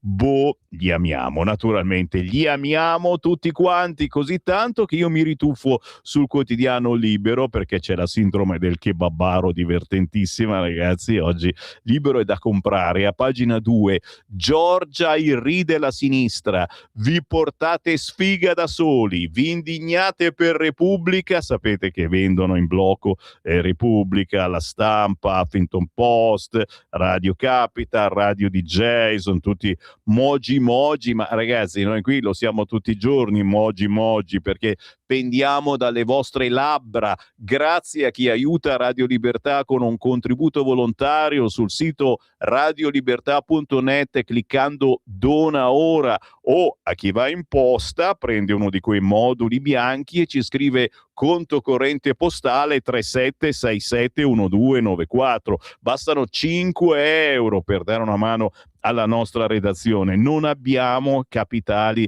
così importanti, quindi non abbiamo motivo per essere più mogi del solito con le pezze al culo da 20 anni, ma noi tiriamo avanti sempre con la testa alta. La festa chiude con 105.000 presenze a Roma, stiamo parlando naturalmente di Atreju e naturalmente un florilegio, magie, apparizioni, sparizioni sul quotidiano Libero. L'orgoglio di Giorgia, siete la risposta più bella a chi ha il coraggio di raccontarci che gli ideali e i sacrifici non servono. Donald Trump e l'Europa si allarmano perché Trump ha detto che gli europei devono difendersi da soli? Buongiorno Europa! Verso il referendum, fregatevene della Meloni e votate per voi stessi per non vedere la vergogna di Garlasco. Contro il green ideologico, continueremo a difendere le imprese dalle follie ideologiche ambientaliste che non hanno difeso l'ambiente. E poi le citazioni. La canzone compagno di scuola di Venditti, amicizia Nietzsche, Marx, Giorgia ricorda Venditti, però non ha parlato dei suoi comizi. Il mercante in fiera, i giallorossi e la Iella come la carta della pagoda, il personaggio di Albanese, le promesse d'Emi in Calabria, roba da cettola qualunque, la pace in Ucraina che non si fa con Imagine di John Lennon e la cucina italiana premiata. Sull'UNESCO il PD rosica, mangiano il kebab. Il premier nel suo discorso ha affrontato anche il premio UNESCO alla cucina italiana, citando le polemiche sollevate da una certa sinistra dopo la decisione. Alla sinistra non è andato bene neanche questo, ha detto la Meloni. Non sono riusciti a gioire per il riconoscimento dell'UNESCO alla cucina italiana, che non è un riconoscimento al nostro governo, ma alle filiere, alla nostra identità. Hanno rosicato così tanto che è una settimana che mangiano tutti dal kebabbaro. E questa è divertentissima. La sinistra e la sindrome del kebabbaro. È il titolo dell'editoriale di Mario Secchi. Il premier scippa le icone pop ai progressisti, ormai ridotte alle ZDL. Guarda che comunque suona bene, la sindrome del kebabbaro, bisogna utilizzarla, sì. Naturalmente su Libero pagina 4 c'è spazio anche per Salvini. L'arringa alla festa di Fratelli d'Italia, Salvini sferza i giudici, chi sbaglia deve pagare. Il leghista parla del referendum sulla giustizia, il sì è un dovere morale. Su Open Arms ironizza, ancora a processo? Guarderò Atreju dal carcere. Lo sfotò a PD e compagni. La sinistra ha riferimenti come l'Albanese, sempre dalla parte sbagliata. La presa in giro di Landini. Gli chiederò di scioperare ancora. Venerdì l'alta velocità era tutta in orario. Il dibattito sui pagamenti. Contante? Siamo un paese libero. Ciascuno deve poter pagare come vuole. Paginone a pagina 4 di Libero con Alessandro Gonzato, Salvini, ospite ad Atreju.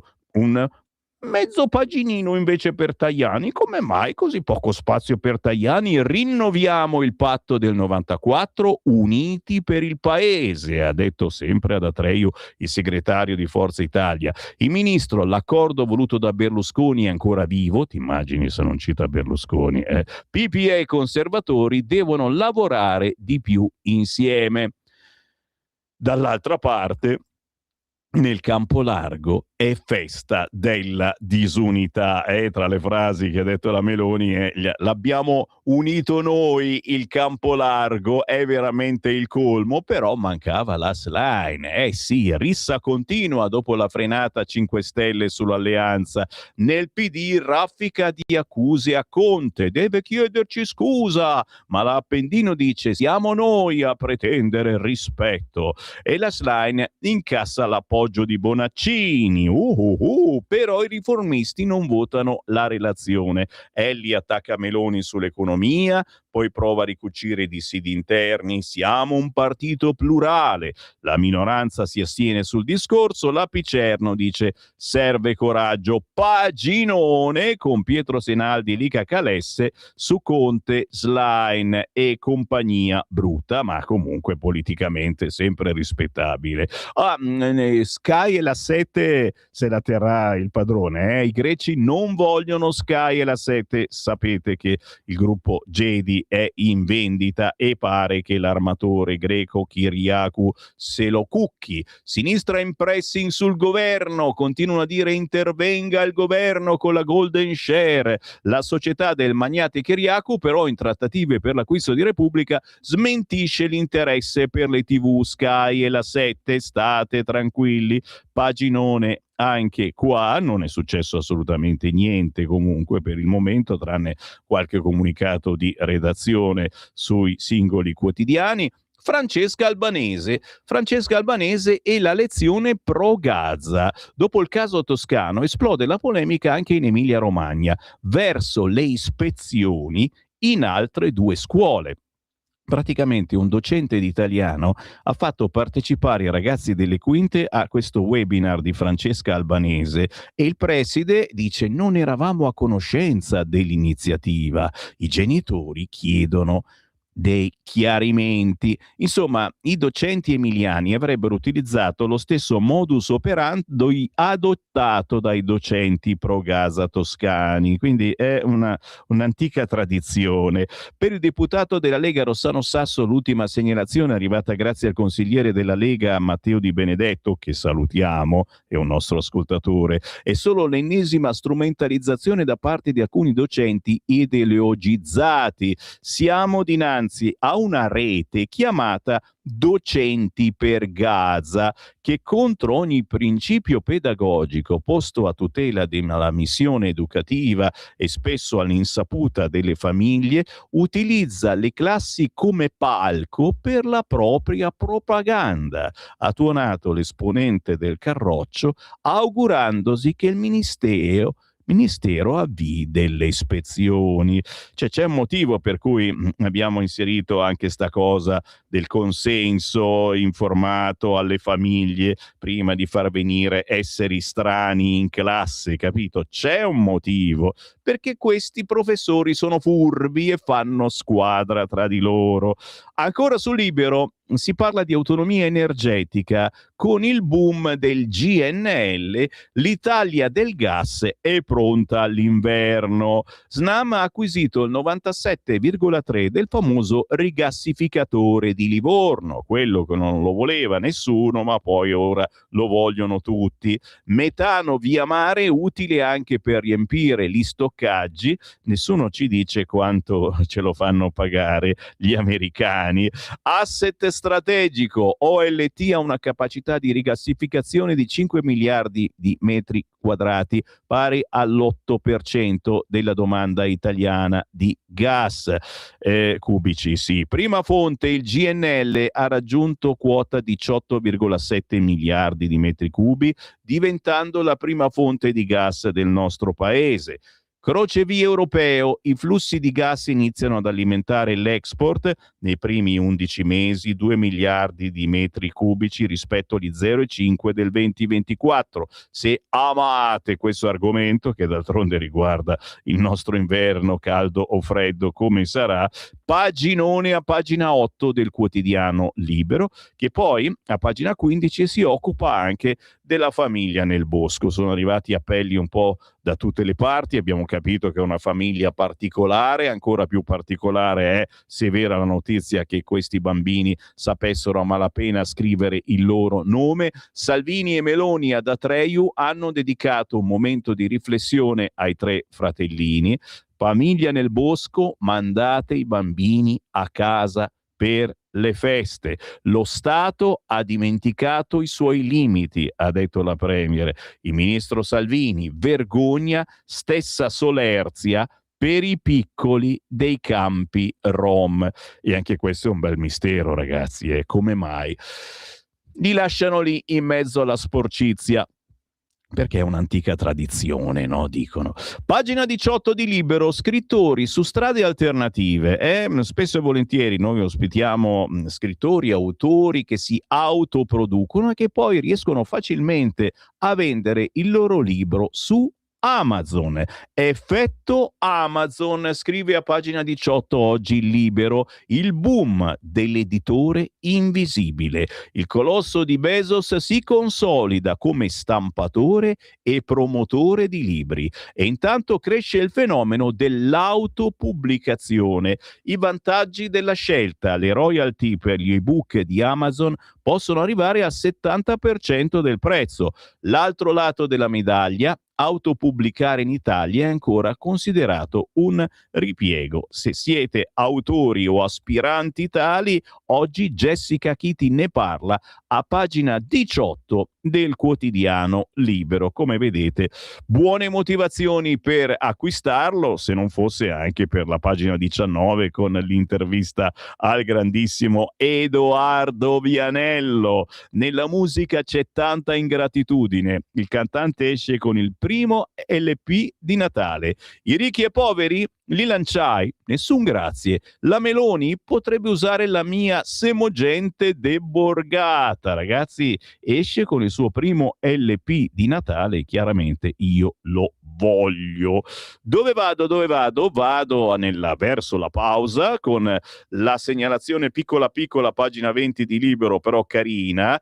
Clooney dice addio ai baci sul set, fa come Newman.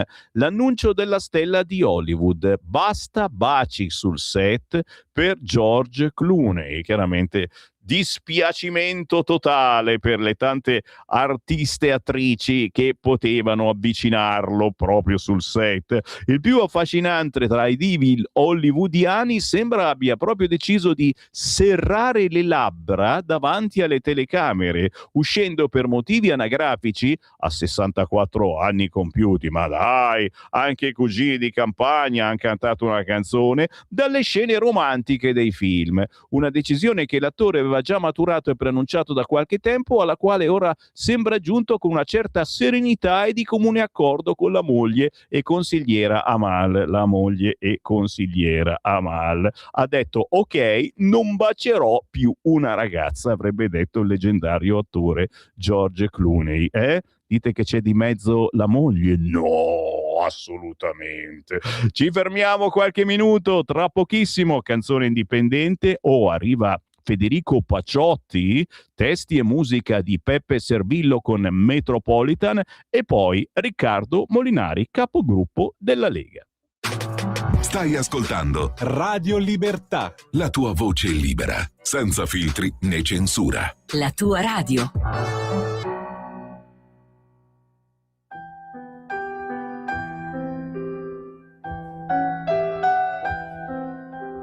Resto qui a parlare di mio padre prima di far l'ingresso su questa scena che mi fa tremare i polsi. Parlano di me senza mai citare il nome mio. Sarà un canto che libera il pensiero, un canto che porta in sé il mistero, canto l'eroe che vi parlò del tempo che passò, mai solo.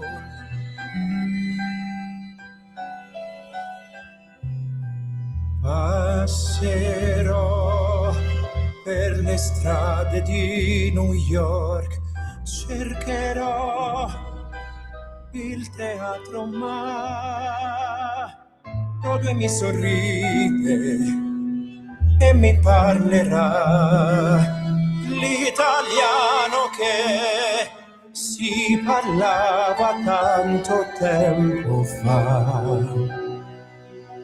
Sarà un canto che libera il pensiero, un canto che porta in sé il mistero, canto l'eroe che vi parlò nel tempo che passò.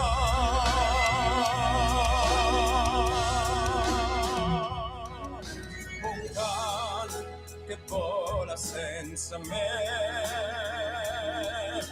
nell'aria, le radio di caffè,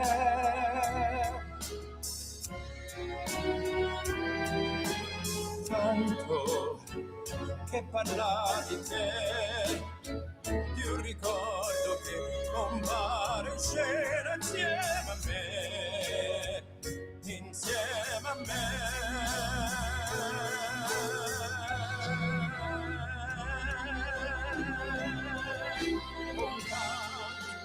Vola su di noi, parlando dei sogni miei e tuoi,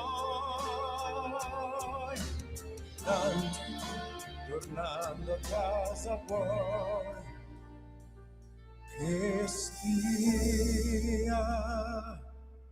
ancora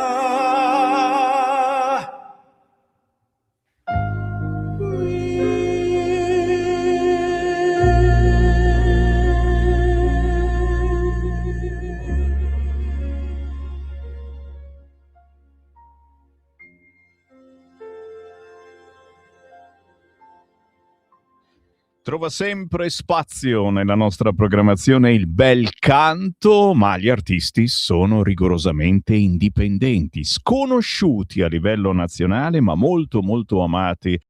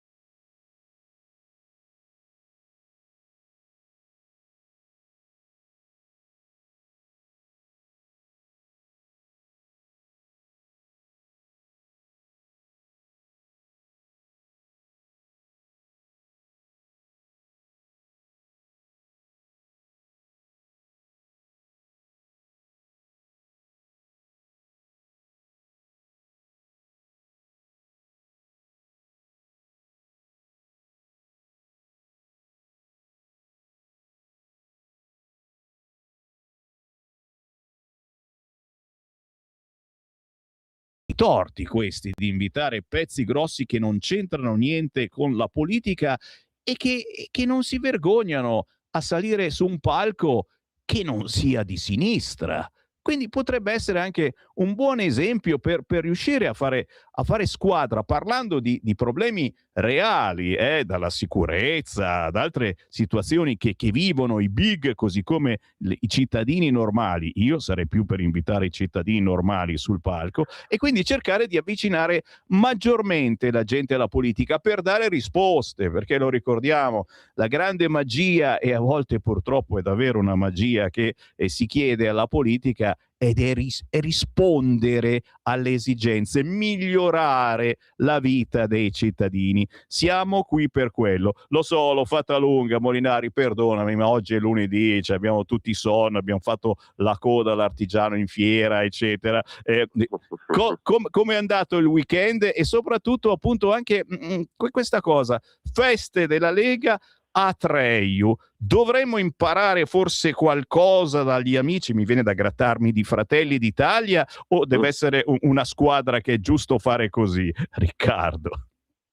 Beh, allora, diciamo che le nostre sono sicuramente feste molto più popolari. Io questo fine settimana è stato particolarmente intenso, come lo è sempre nel periodo natalizio, perché abbiamo tutte le pranzi, le cene, gli incontri natalizi con i militanti, e insomma io come tradizione qua in Piemonte cerco di fare una cena o un pranzo per ogni provincia del Piemonte, quindi questo fine settimana ero a Vercelli venerdì, a Verbania a pranzo sabato, a cena il sabato ad Asti e ieri a pranzo a Torino, quindi queste 4 province le abbiamo fatte questa settimana. La settimana scorsa avevo fatto Cuneo, Biella e Novara, insomma adesso mi mancano per questo fine settimana il Alessandria, quindi questo e poi il tour natalizio. Le nostre sono cene, pranzi, feste molto popolari, insomma ci si trova in qualche ristorante senza spendere troppo, anche perché insomma già dobbiamo ringraziarli, secondo me, i nostri militanti, i nostri sostenitori, chi partecipa a questi incontri, e dobbiamo anche tenere presente che per molti anche insomma,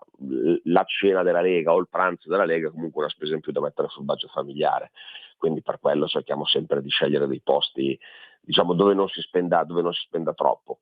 E queste sono le occasioni in cui ci si fa gli auguri di Natale, sono momenti conviviali, si ringraziano i militanti per il lavoro fatto e si fa magari il punto politico, insomma si racconta qualcosa del lavoro che stiamo facendo e, come giustamente chiedevi tu, si ascolta cosa dice la base, cosa dicono le persone. E devo dire che uno dei temi più caldi ovunque è certamente il tema della sicurezza.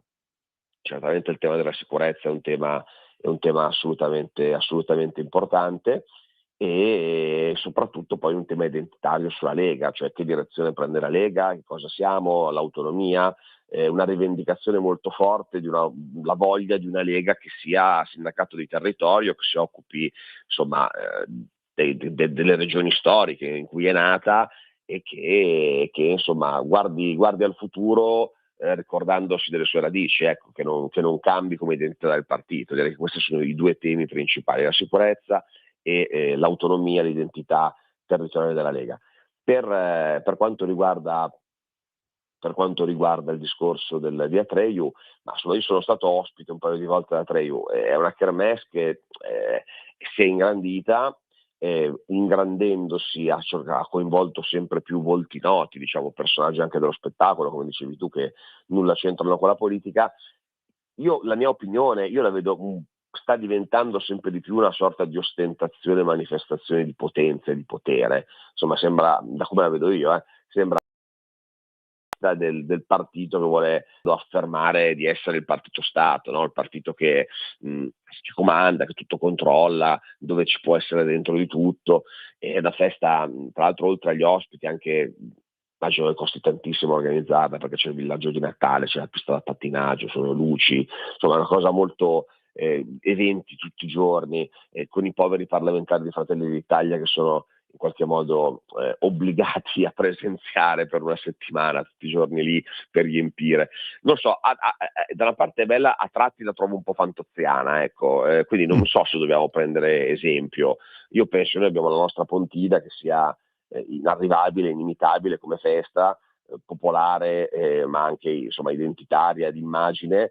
Abbiamo le nostre feste della Lega fatte sul vecchio modello di quelle che una volta erano le feste dell'unità, lo sappiamo tutti, quindi le classiche feste fatte dai militanti in estate che non fa più nessuno, le facciamo soltanto noi, e quindi penso che noi dobbiamo difendere il nostro modello, che magari è meno mediatico, però è più genuino, è più popolare, è più fatto dalla gente comune, è fatto anche con meno risorse, perché questo è rispetto a questo evento molto mediatico e molto costoso. Vero, è un'interessante analisi di Molinari su questa kermesse di Fratelli d'Italia, uno sfarzo che evoca potenza, mentre la nostra Pontida è la festa dei territori. Qualcuno ridacchia dicendo è diventato un mercato. Sì, un mercato dei territori, dove ogni zona d'Italia porta i propri prodotti e la propria politica, ed è il modo più bello di restare vicini alla gente, perché poi tu ti avvicini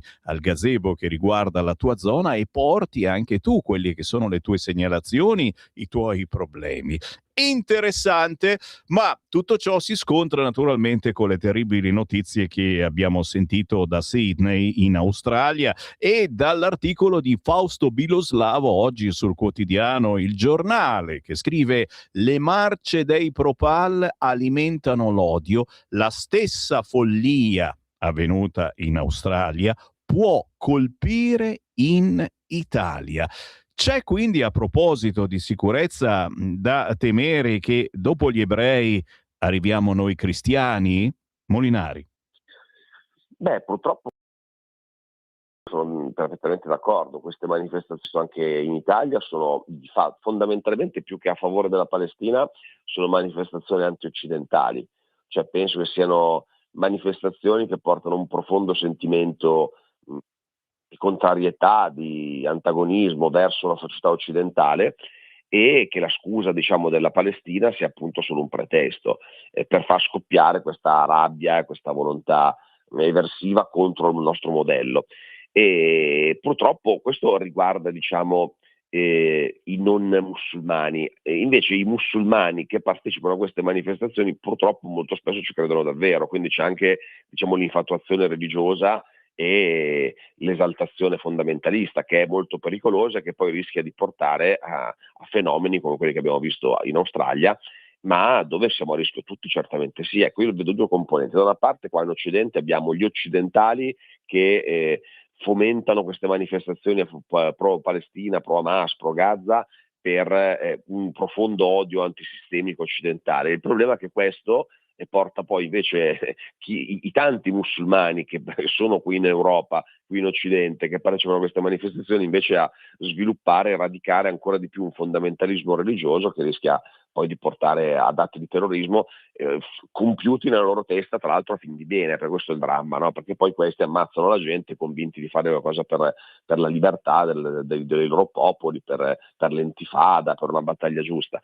E quindi è una situazione da monitorare. Bisogna monitorare sia i gruppi, diciamo, islamici radicali, ma bisogna monitorare anche tutti quegli occidentali che soffiano sul fuoco di questa propaganda antisemita pro-Pal, che in realtà poi è pro-Hamas.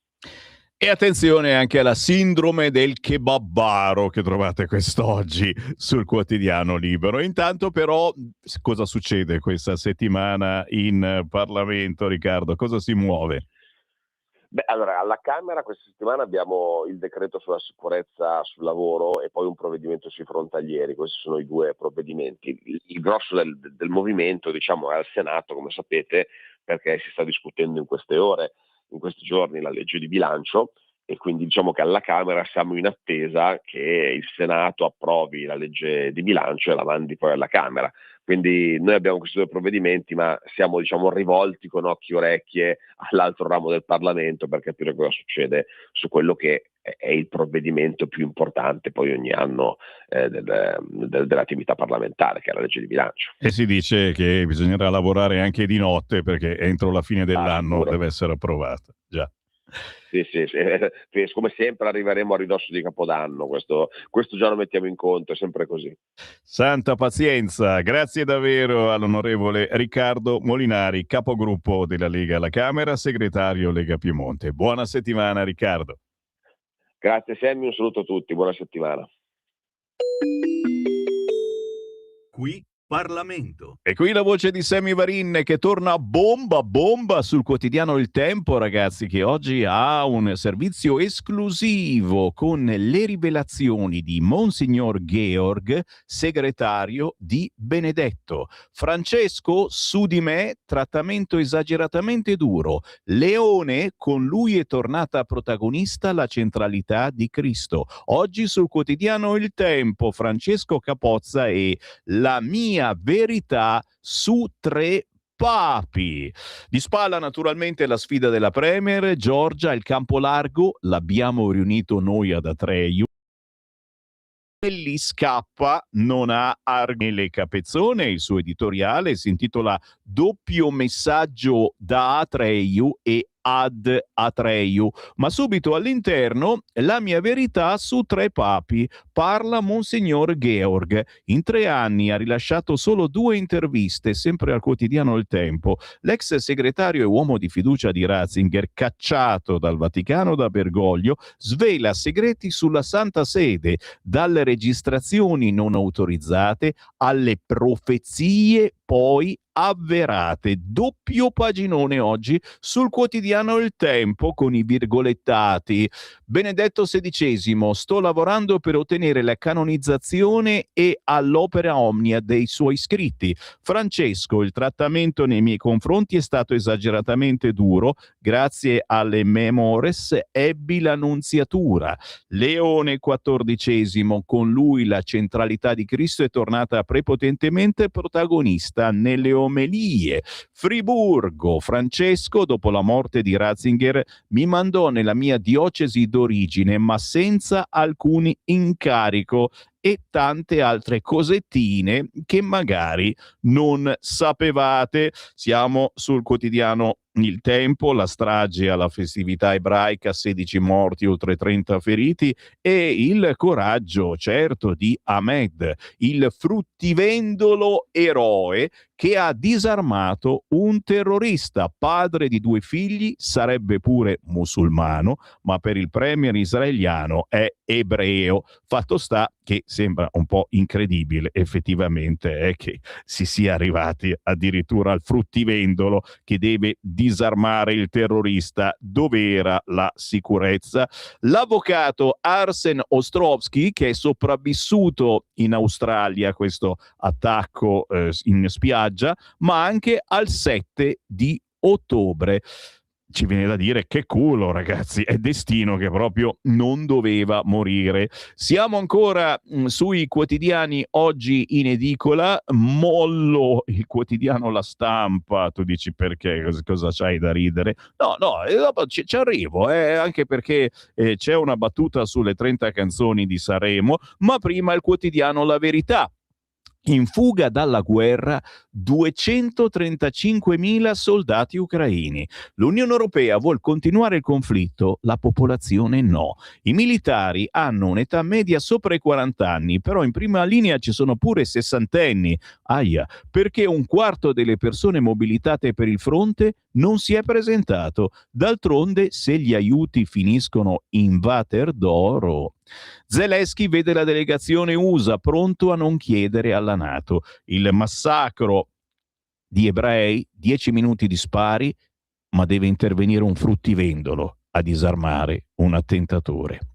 Per la vedova di Charlie Kirk, ha il cervello marcio chi è antisemita. In centropagina sul quotidiano La Verità, Carlo Cambi, il PD non ha la fiducia degli operai. La Meloni chiude una Treu record prendendo in giro la sinistra, si porta sfiga da sola. E la Schlein rimane col partito diviso. Gori, siamo considerati lontani da chi lavora.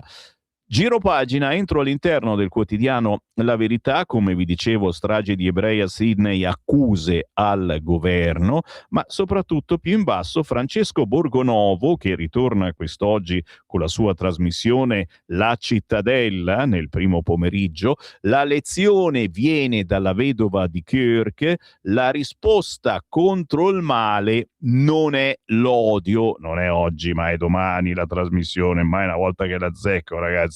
Oggi alle 12 invece alle 12 c'è la belva civile con l'onorevole Ottaviani, mentre La Cittadella c'è il martedì e il giovedì, caro Sammy.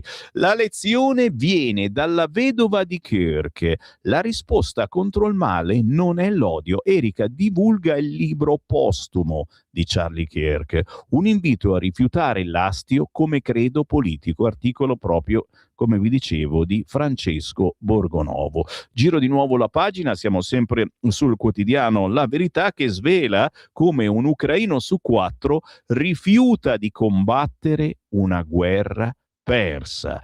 Zelensky che apre, no a Kiev nella NATO, e la Meloni che infierisce contro i compagni, si portano sfiga. Il premier rosicano per il premio UNESCO alla nostra cucina, preferiscono il kebab, si indignano per Gedi, non per Stellantis. E nel PD ammettono, imprese e operai non ci ascoltano più. Così la pagina 5 del quotidiano La Verità. Interessante l'intervista a pagina 7 con il sacro Alberto Bagnai. Il contenzioso sui fondi russi potrebbe costarci 25 miliardi. Alberto Bagnai, intervistato questa mattina dal quotidiano La Verità, il leghista dice: pericoloso violare il principio di unanimità. Leader inadeguati operano oramai fuori dai trattati. A Trump serve un'Europa prospera Per questo attacca l'Unione Europea. Federico Novella oggi intervista Bagnai a pagina 7 del quotidiano La Verità. Alberto Bagnai, economista e responsabile economia della Lega, nonostante i malumori europei si sancirà per legge che l'oro italiano appartiene al popolo. Non comprendo il clamore suscitato da questa ovvietà, che peraltro altri ordinamenti nazionali recepiscono da sempre. Si intuisce che qualcuno faceva finta di non capire. Ciò rende molto opportuna la battaglia iniziata dal senatore Borghi e portata avanti oggi dal senatore Malan e l'intervento del ministro Giorgetti, che ha chiarito e chiuso la questione. Paginone quest'oggi con Bagnai, intervistato dal quotidiano La Verità, che si occupa anche di missili. Vendiamo missili nel mondo con tecnologia made in Italy, però.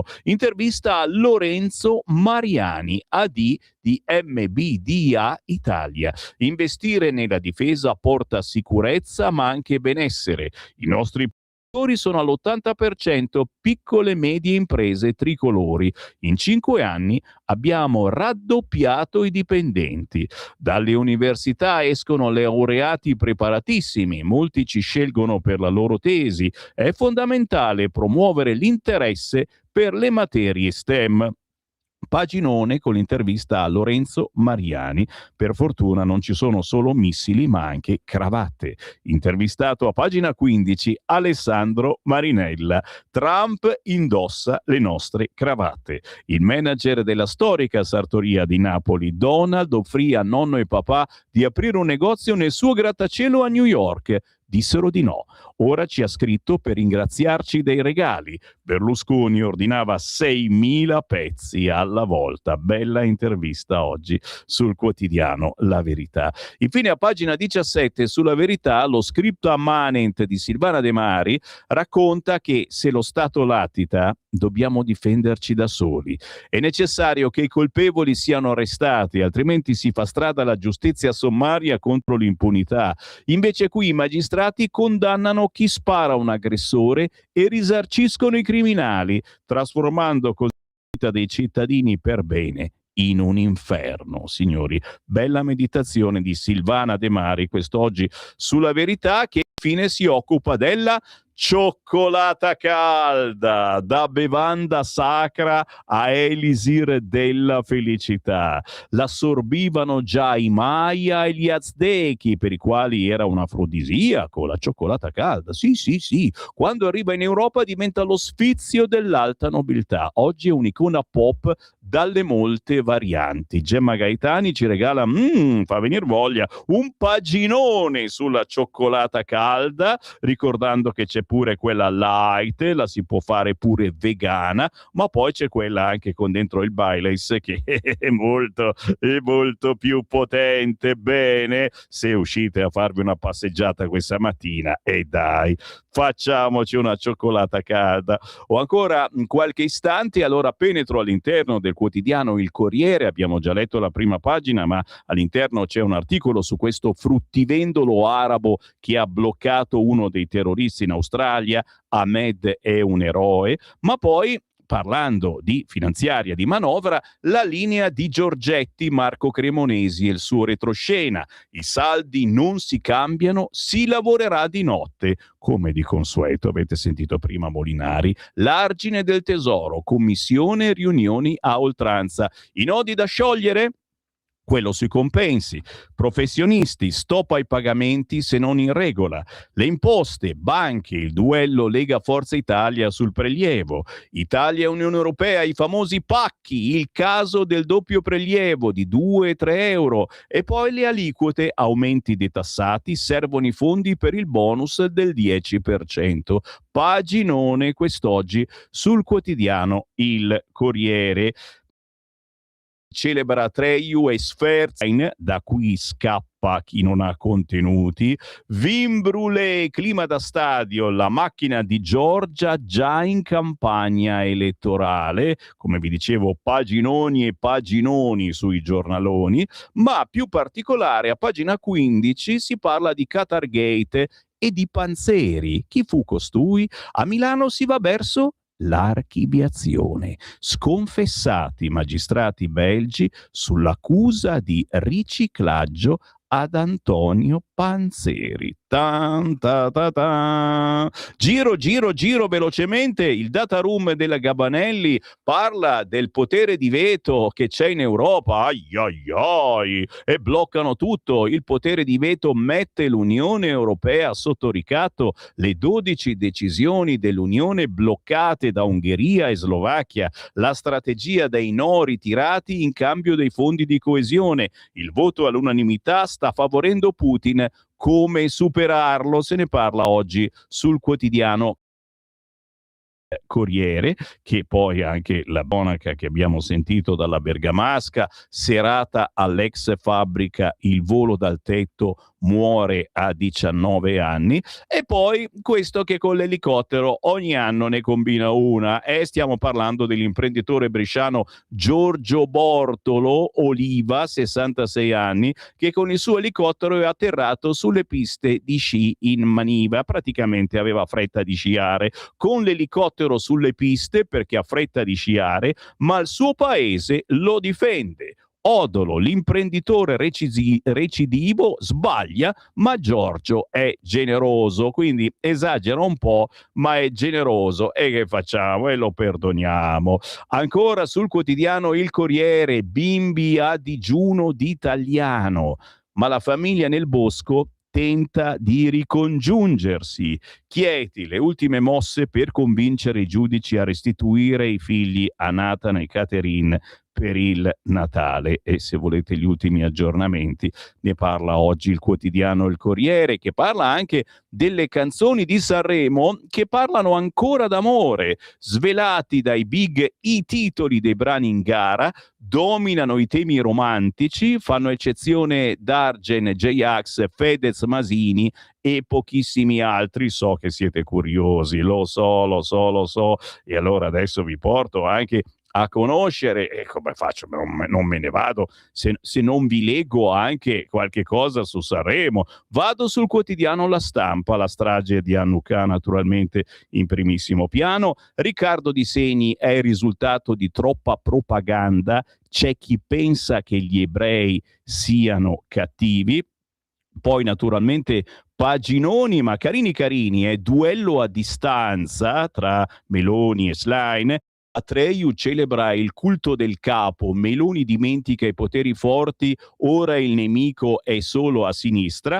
Dall'altra parte la doppia partita di Elli, tenere insieme le correnti e lanciare la sfida al governo. La cucina italiana non esiste, il patrimonio e la sacralità di offrire il cibo. Questa sinistra non vuole riconoscere questa bellissima vittoria che abbiamo avuto, piuttosto La Stampa fa pubblicità all'Africa Cup of Nation, Morocco 25, dal 21 dicembre 25 al 18 gennaio 26. Tutta la Coppa d'Africa su Sport Italia, canale 60 del DTT, e chissà chi la compra sta stampa ancora per il momento. No, eccomi qua, le 30 canzoni di Sanremo, la prima uscita in diretta dei concorrenti del festival per svelare i titoli. Arriva per la prima volta AL, d'amico, AI è una I, d'amico, e ritorna la felicità di coppia. Allora, Tommaso Paradiso canta I romantici, dai. Ma Sanremo, come vi dicevo, sbarca per la prima volta l'intelligenza artificiale. In un titolo, quello di Dargen D'Amico, una AI che suona come un grido di dolore, ma tornano anche parole antiche e ingombranti come felicità, cantata in coppia, vi ricorda qualcuno? Stavolta però è la felicità e basta, e la coppia è tutta da scoprire, quella formata da Maria Antonietta e Colombre. Di cosa parleranno le canzoni e se dominerà l'amore lo scopriremo solo ascoltando. Intanto registriamo la presenza nei titoli di Filastrocche infantili, Stella Stellina di Meta, eppure una magica favola di Arisa. Quello che incuriosisce di più è Italia Starter Pack di J-Ax, che lascia presagire una satira sul paese e pregustare una polemica, ma questo lo scopriremo solo aspettando. Paginone quest'oggi sul quotidiano La Stampa per scoprire i titoli delle canzoni che ascolteremo presto a Sanremo. Ma io me ne vado, vi prometto, ritorno. Ci sentiamo alle ore 11. Avete ascoltato la rassegna stampa.